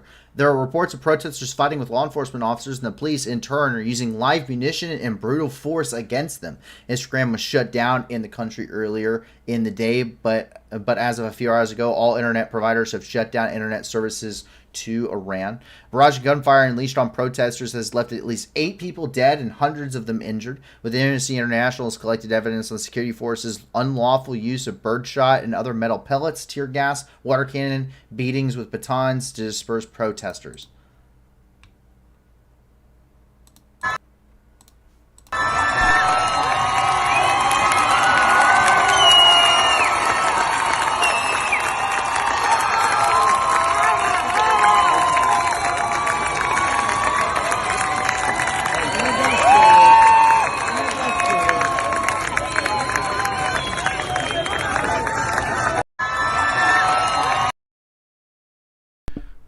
those ladies are burning their hijabs, which they're mandated to wear, because I believe they technically consider it an Islamic republic, but it's Iran is a theocracy. Iran is a theocracy. I believe there's Shia. Sorry, Iran is Shia, and they are the majority Shia, and they are a theocracy. You have the prime minister and the president and the normal government and stuff of Iran, but it's all overseen by someone the figurehead, the theocratic figurehead, which is the Ayatollah. The Ayatollah of Iran. He is the supreme leader of Iran. So above the president, above the prime minister, above everyone else, you have the Ayatollah. It's a theocracy. It's a religious focused country, and he mandates what women can and cannot wear based off of his interpretation of Sharia law. So that is kind of why they're mandated to do this. Yeah, he's a religious leader, which is why they are forced to wear these things, why women can't drive, and a whole bunch of other stuff inside the country. It's from the takeover in the 70s during the Iranian Revolution. It's because of that, but it's kind of what we see here. Iran's authoritarian regime governs the theocratic republic with laws and regulations based on the Shafari Shia Islam.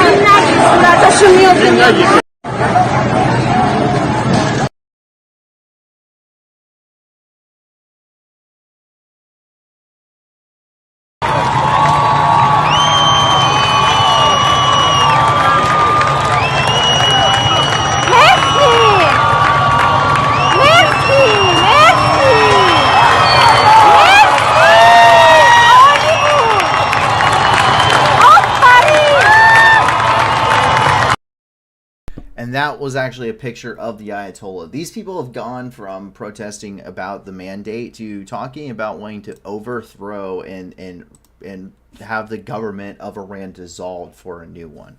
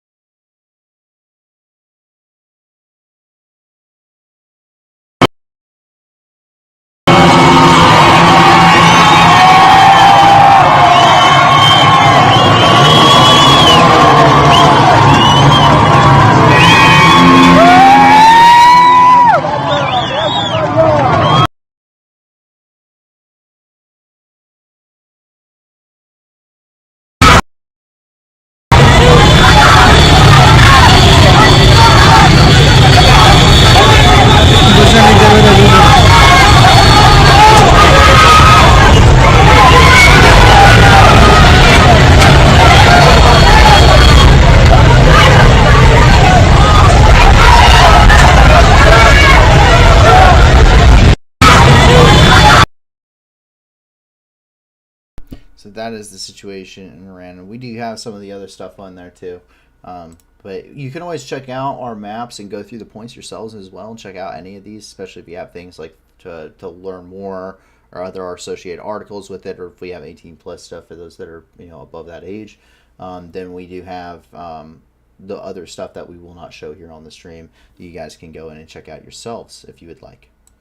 Down here in Saudi Arabia, as part of the POW exchange for Ukraine, 10 of the foreign POWs from Ukraine arrived in Saudi Arabia. Among them was the famous British volunteer Aidan Oslan, aka the Cossack Gundi, who was sentenced to death by the Donetsk People's Republic, but they ended up getting released as part of the prisoner exchange here. He did serve at the AZOVSTAL. You can see him right there. He's very happy, as well as all the other foreigners that were with him, many of whom were also sentenced to death. 10 in total, including several Americans who were also captured.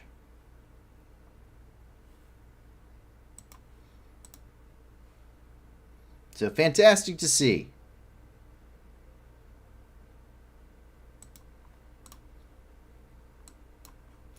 Over here in Afghanistan and in Kabul, a powerful explosion in a restaurant killed 5, an explosion which is attributed at this point to the Islamic State. The Taliban claimed that the incident was caused by an explosion of a gas cylinder, with victims being employees of the state power company who frequented the establishment.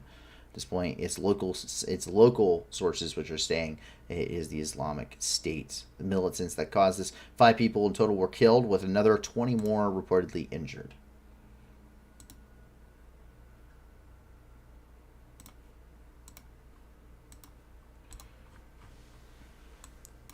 Sorry, did not mean to click on that link. It is an 18+ link, so I apologize for that. And as we roll down here and into Africa, we see that here in Somalia, airstrikes killed at least 27 al-Shabaab militants. So al-Shabaab is a militant group which is part of Al-Qaeda. So according to the statement released on 9/21, a U.S. Africa Command conducted airstrikes against al-Shabaab on the request of the federal government of Somalia on September the 18th. The al-Shabaab terrorists were attacking Somali National Army forces near Buludabard, Somalia. No civilians were injured in the initial assessments. We see this coming from the U.S. African Command, or U.S. AFRICOM.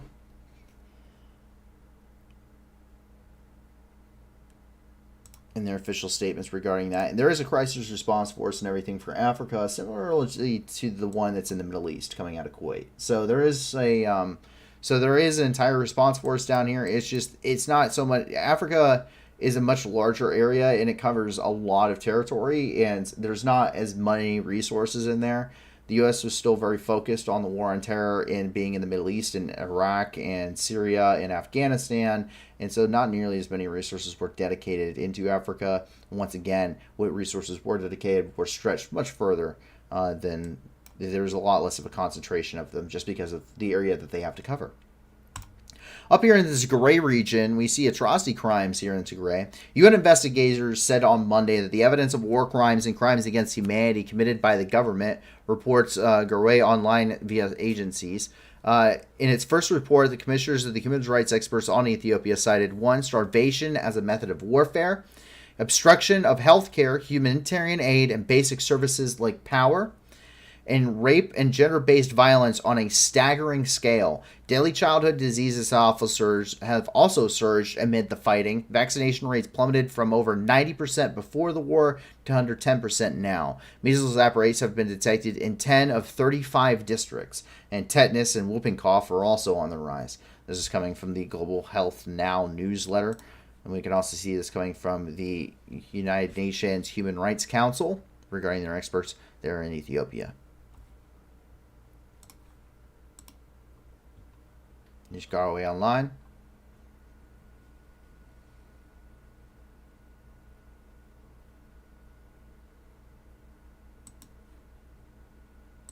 And also Reuters is reporting on this as well.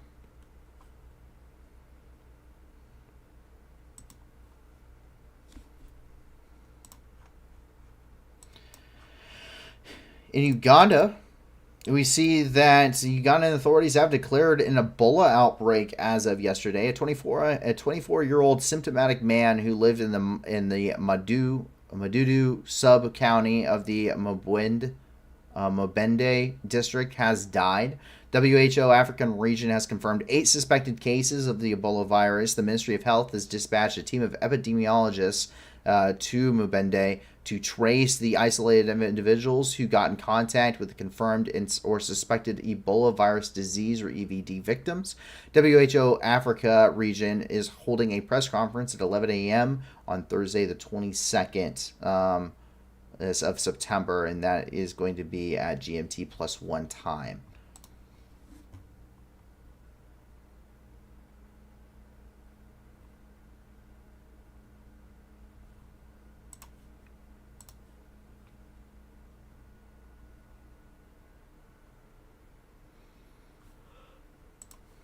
While it may be out of the eye, it may be out of the eyes and ears of many of those in the West, it is a fact that Ebola is still an extremely deadly and dangerous disease that is still it still has, there's an epidemic of it within Africa, and they still are dealing with that so heavily even after it's kind of faded from the public light.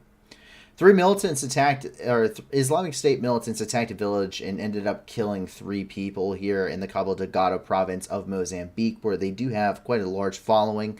3 people were killed in the attack by the Islamic State militants. A detachment of about 15 militants reportedly entered a settlement located 60 kilometers from the city of Pemba, which is the capital of that district. There, jihadists ransacked houses, beheaded 3 men. The attack forced civilians to end up fleeing the village, and we do have, once again, another 18-plus link regarding that. Jump over here on Puerto Rico. Rescue work continues regarding Hurricane Fiona. The rescue work does continue as the island is hit directly by Hurricane Fiona, knocking out power across a large swath of the country and caused flash floods, which destroyed infrastructure and carried entire bridges away, as we ended up showing on Monday's stream. 73% of the island is without power at this point, 5 days after Hurricane Fiona has hit Puerto Rico.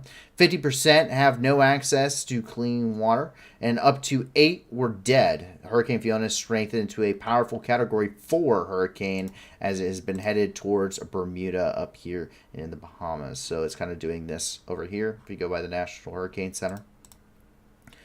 We can see here the U.S. Army's National Guard, which was activated there as they are currently conducting rescue efforts.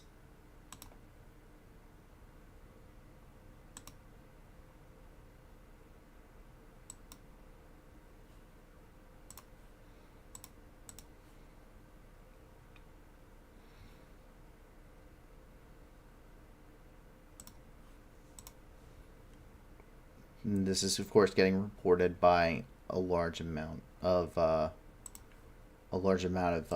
different news organizations. Reuters, Yahoo is covering it.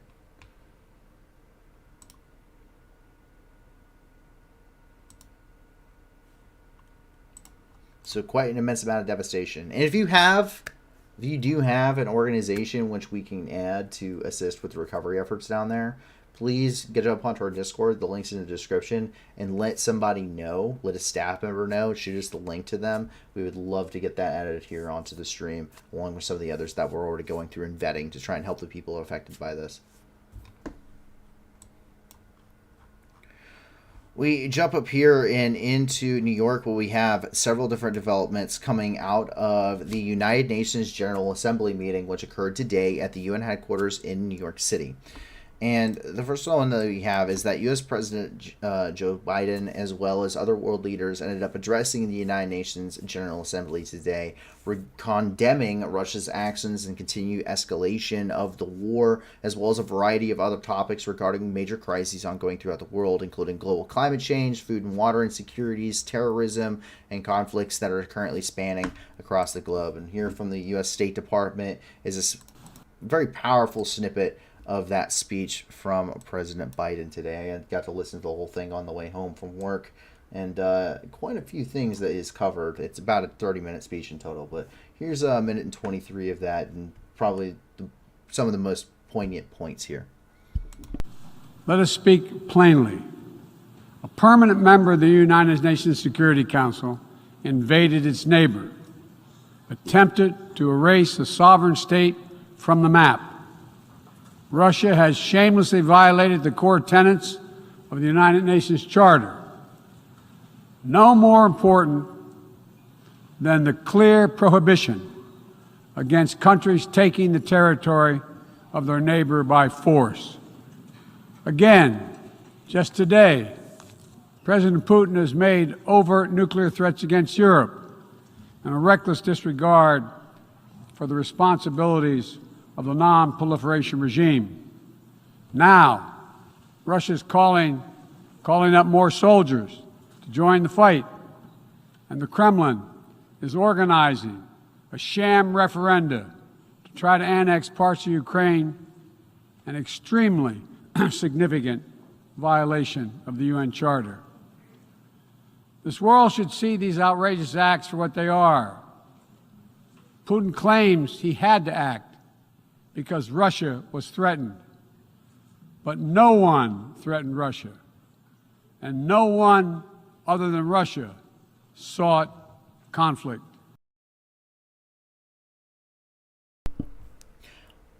I highly recommend, if you haven't listened to the full speech, it's a very, I don't say this very often, but it's a very, very good one. It's a very important one, I think, here, especially at this assembly. It's, and considering everything that has just happened over the last 48 hours, it's a very, in a lot of ways, it's very, and he announces quite a lot of monetary donations. And some of that we're actually going to cover here. The U.S. is so the world has pledged more humanitarian relief during the UN General Assembly today. The U.S. is providing $200 million in additional aid to Mexico and Central America, $2 billion to address the global food needs, $8.4 billion for emergency food operations and to help countries impacted by food security crisis since Russian invasion of Ukraine. $151 million in new U.S. aid assistance to Somalia. The Global Fund, seventh replenishment, donors pledged $14.25 billion for the next 3 years to support the end the AIDS, TB, malaria, and to strengthen systems for health. Canada pledged $1.2 billion US dollars, Germany $1.3 billion, Japan $1 billion, the Republic of Korea $100 million, Ireland is 65 million pounds, Qatar $50 million, Kenya $10 million, Niger $1 million, Ghana $2 million, Guinea 200,000 pounds, the Democratic Republic of the Congo providing $6 million there.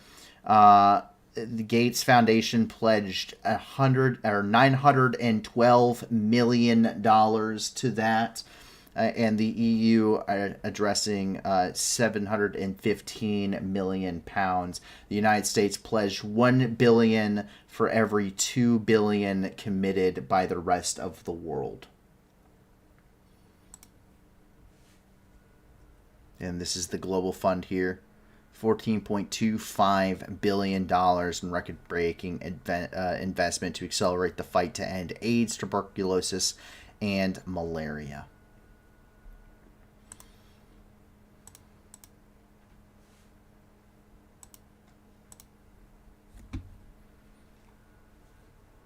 So pretty awesome to see. Just to see this from the Gates Foundation as well.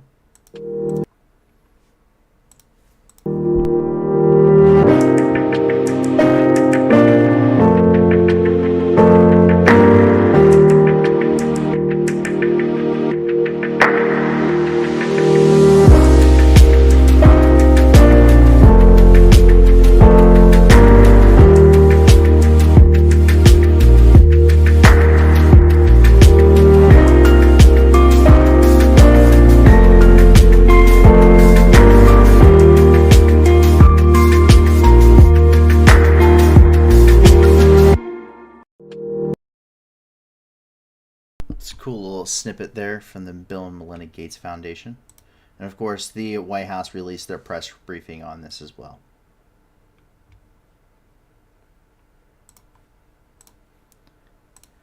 And finally, the last bit coming out of New York tonight, NGOs, or non-government organizations, are expressing outrage at the unprecedented hunger crisis. 238 local and international non-governmental organizations from 75 countries signed an open letter expressing outrage at the skyrocketing hunger levels and recommendations for action at the UN General Assembly.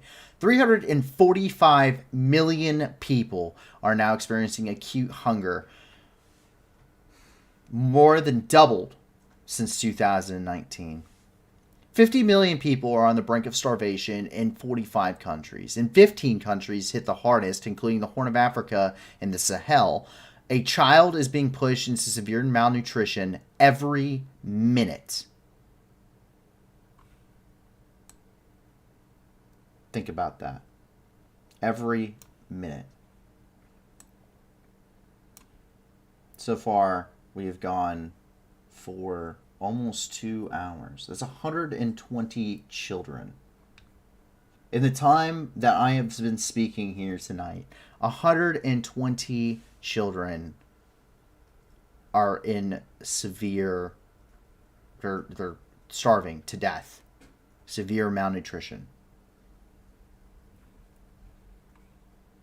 One person is estimating to be dying from hunger every 4 seconds.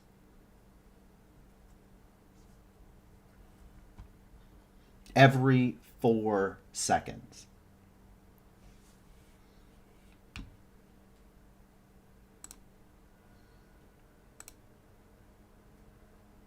So just think. One person dies from hunger every 4 seconds in the world. And I've been talking for 2 hours. So in the time that we have talked about this in this stream, how many people have died, and how many children especially, have already been pushed into severe malnutrition?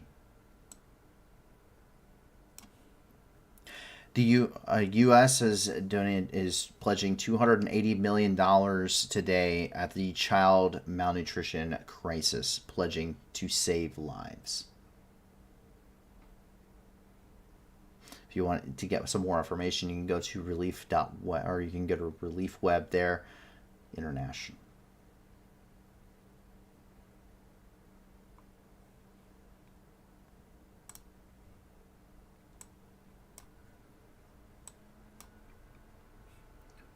JP Zaranakov says 24. 24 at every 4 seconds? 4 seconds, not 4 minutes. Every 4 seconds, someone is dying from hunger. See, this is what we're doing. This is what this is about. This whole project, everything that we do here. The reason we tell you about this and we talk about the news.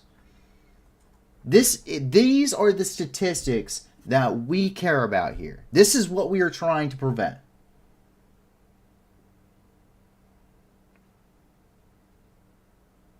Every 4 seconds, someone is dying from hunger. Every minute,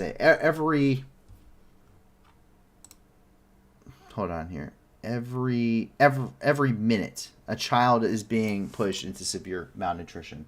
So, in the time that I have been sitting here talking, 122 children, about to be 123 children, are now in severe malnutrition.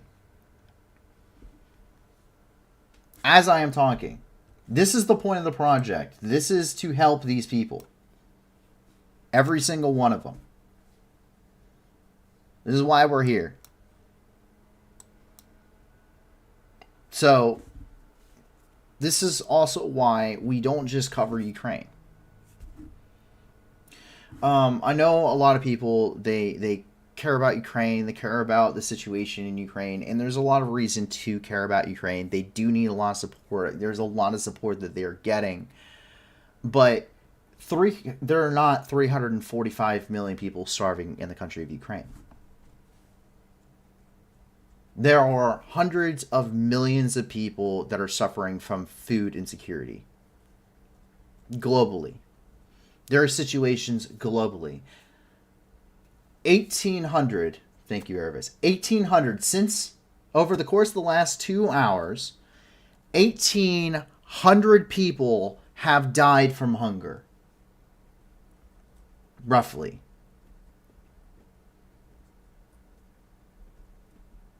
$1,800 people have died from hunger, and 124 children are now in severe malnutrition and are quickly moving to become part of that statistic. So please, for the point of this project, we don't want to make a dime off of this. We don't want to have sponsorships. We don't want to have sponsorships that are monetary. Okay, we don't want to have sponsorships that provide me with something to take home, and add stuff to my bank account. I work full time. Most of the other staff works full time for this project. That way we don't have to worry about money. Which is why it's at the times it is. And which is why we had to cut down our schedule to do some of the other stuff that we want to do. But we're not doing super chats on this channel. Screw that. No. We're never doing any kind of merchandising. No. Because any money that could be, and I understand some people have thrown around, you could do it to where everything that it goes to charity, but the money that was sent to make that could have gone to charity too. Where everything we're doing here is for charity, is to raise money to help people, so that way we don't have to look and try and figure out. We shouldn't. The number should be too low to have to do an entire equation to get 1,800 people have died since I began starting the stream from hunger. Shouldn't have to do an equation. Shouldn't have to read a statistic. 345 million people. If I'm not mistaken, that's more than the entire population, or just under the entire population of the United States. Globally, is suffering from hunger. So please, check out the description. And please support the organizations down there. Please help us be the news to give back.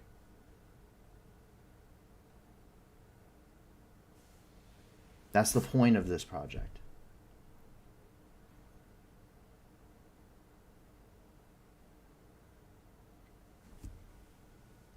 We want to do good.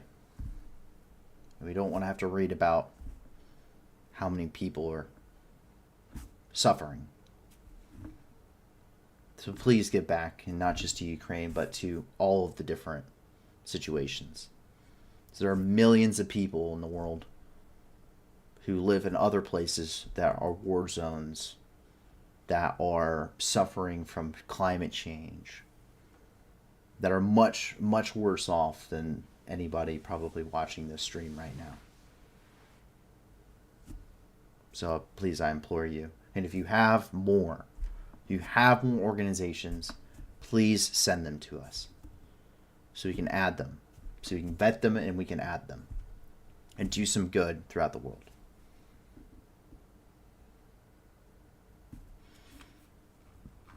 Jump down here and into the Pentagon, where today at a press briefing, nuclear war is possible is coming from a Pentagon official. Navy Admiral Charles Chass Richard, the commanding officer of the U.S. Strategic Command, which oversees the U.S. nuclear arsenal, stated the possibility of a war with a nuclear-capable peer countries was possible in the current geopolitical situations throughout the world. As written in the latest DoD news article by David Vergan, quote, "All of us in this room are back in the business of contemplating competition through crisis and possible direct armed conflict with a near capable peer, or with a nuclear capable peer. And we have not had to do that in over 30 years. The implications of that are profound. They're profound for homeland defense. They're profound for strategic deterrence, as well as us achieving national objectives. This is no longer theoretical." And that's, once again, the quote is portrayed to Admiral Richard himself. If you want more info, you can actually go to the U.S. Department of Defense website, or click on the link here, and you can actually check out that story itself. That has been written by David Vergan.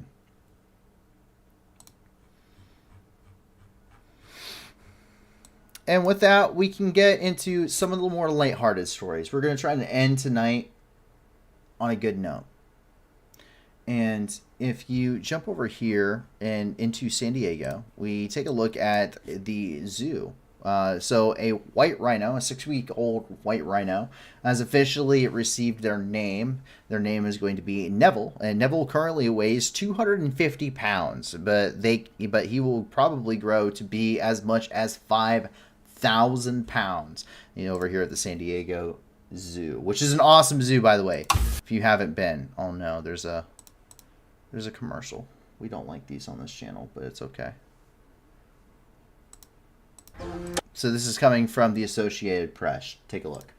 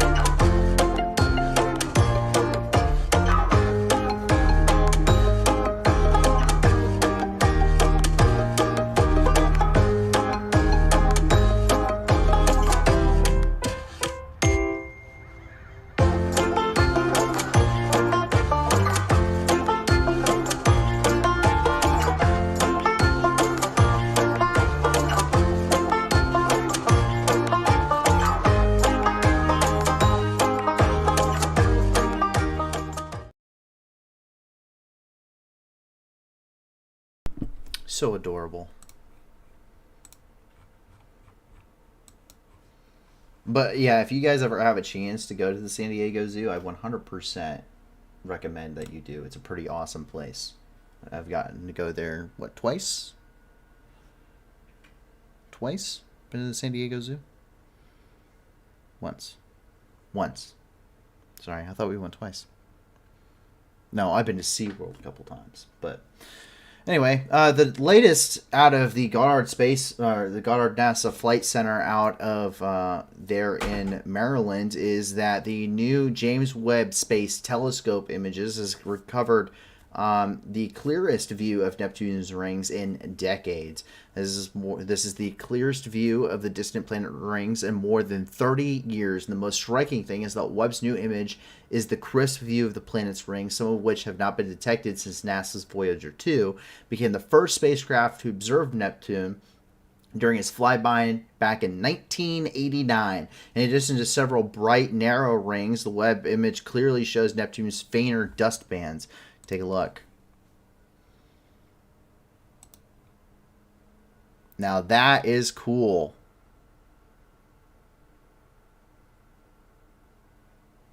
So that's Voyager 2.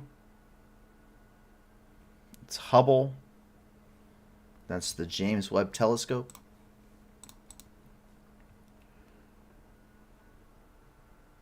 And there it is in the sky there. You can very clearly see those rings, as well as the many galaxies and everything else happening all around. I mean, this is just a cool picture if you don't include Neptune, but Neptune over there, shining very brightly. And if you want to take a look more at some of that, you can always go to NASA, or you can once again come onto the map and click the link there for this and take a look at that. There, it's out of their NASA's Goddard Space Flight Center there in Maryland. Is where all this is being controlled out of. But that is everything for the night and for the last 48 hours of global breaking news and review. Been a lot of big developments. There's been a lot of big things happening. We had a lot of good stuff. Well, we had some good stuff. We've had some very terrible stuff. The AZOVSTAL defenders are home. 4 million tons of grain at this point has left the country of Ukraine. There's a lot of people that previously weren't accessible to humanitarian assistance. They're getting it. There's been a lot of money that has been donated and pledged to international organizations and helping to stem some of these crises. And there's cool advancements in science, and there's some cute cuddly rhinos. I don't know about cuddly. 250 pounds, I don't think it's very cuddly as an animal that really likes to move. It has a horn on the front of it. But, but there's also some pretty terrible things. You have natural disasters like Hurricane Fiona. You have, once again, the really incredible and I say incredible, but not in a good sense, number of people that are going through hardship because of the ongoing food crisis. And there's just a lot of terrible things, the mobilization of the Russian people and the people that are trying to escape, that a lot of them can't. And the protests that are ongoing, and the violence and the war. There's a lot of bad things too. And luckily, we're able to help through you guys as the community. You guys have built an awesome community here, and I can't thank you guys enough that what you guys have really put together, because it this only works because of you guys. Thank you very much for everyone who supported us thus far, but you guys are able to be the news that gives back and allow us to be the news that gives back to the very same stories we talk about every single day here on the channel. So please be sure to go and check out the video description below and give as much support as you can to those organizations. 80% or more of everything that they receive actually go to their programs and actually going to helping people, with 20% or less going to things such as salaries and administration's costs. And if you can't give a lot to these organizations, which I implore you to check out all of them and not just the ones associated with the hot topic regarding Ukraine, but to all of the organizations down there, including the ones especially for the Horn of Africa and other places suffering under major crises, please, if you can't give a lot to these organizations, give a little. And if you can't give anything at all, that's okay too. Help us grow this channel. Help us grow this community. The more people that come here and watch the news and see what's happening throughout the world, overall, the more of an impact as we will have as a community. And that's the whole point of this, as I stated before. The whole point of this is to help people. And so that's why we're never doing super chats. We're never doing any kind of merchandising or or sponsorships that give us payment. Everything that we are trying to do here is for charity and to help people, and we will always remain that way. So thank you very much for the support you've given us, but even more so for the organizations in the description below. And we hopefully will see some really good things come out of this. So I hope that you guys remain safe. I hope that your families remain safe. And if not, I hope that you find that safety and security in the very near future. I hope that you guys will be back with us on Friday night for another 48 hours worth of review. And we are trying to kind of get together some stuff for content for you guys. More in-depth videos on more in-depth on some certain topics. So please, if you are interested and want to have some input, leave a comment. I read through all of the comments. But please leave a comment for us, and you can leave a suggestion for a video for us or something to cover in the future. So that way we can do an in-depth video, and we'll give you some credit on that too when we come out with that as well. But thank you very much for all the support, and we hope to see you back on Friday at 10 p.m. Eastern Time, 9 p.m. Central for another 48 hours worth of review. And with that, my name is Paul from the New News, and have a fantastic rest of your night, everybody. Bye now. Gone home, Russian soldiers, gone home. Бо ми всіх вас тут змішаємо з багном. І стояду вам на вахи, чудно кличе, діти нахуй. Тут працює ЗСУ і ТМО. Нам не треба ні конфлікту, ні війни. Та ми готові всіх вас звать до сатани. Тисячі вже полягло, і все більше шлейфуємо. То для них нема нічого, крім труни. Gone home, Russian soldiers, gone home. Бо ми всіх вас тут змішаємо з багном. І стоять доволно лахи, і чудно кличе, діти нахуй. Тут працює ЗСУ і ТМО. Вызволять пришел, братишка, ну привет.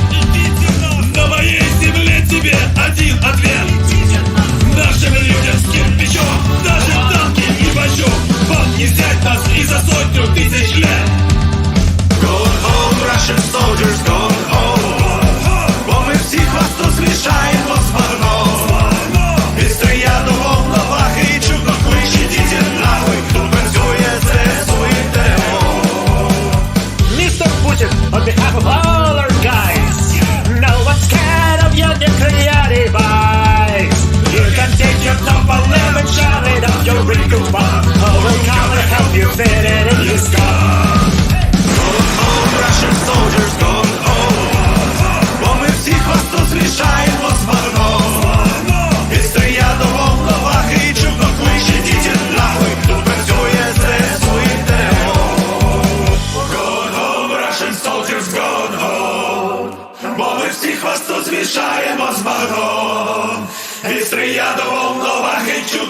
клич, ідіть нахуй, тут працює ЗСУ і ТРО. Going home, Russian soldiers, going home. Бо ми всіх вас тут змішаємо з багном.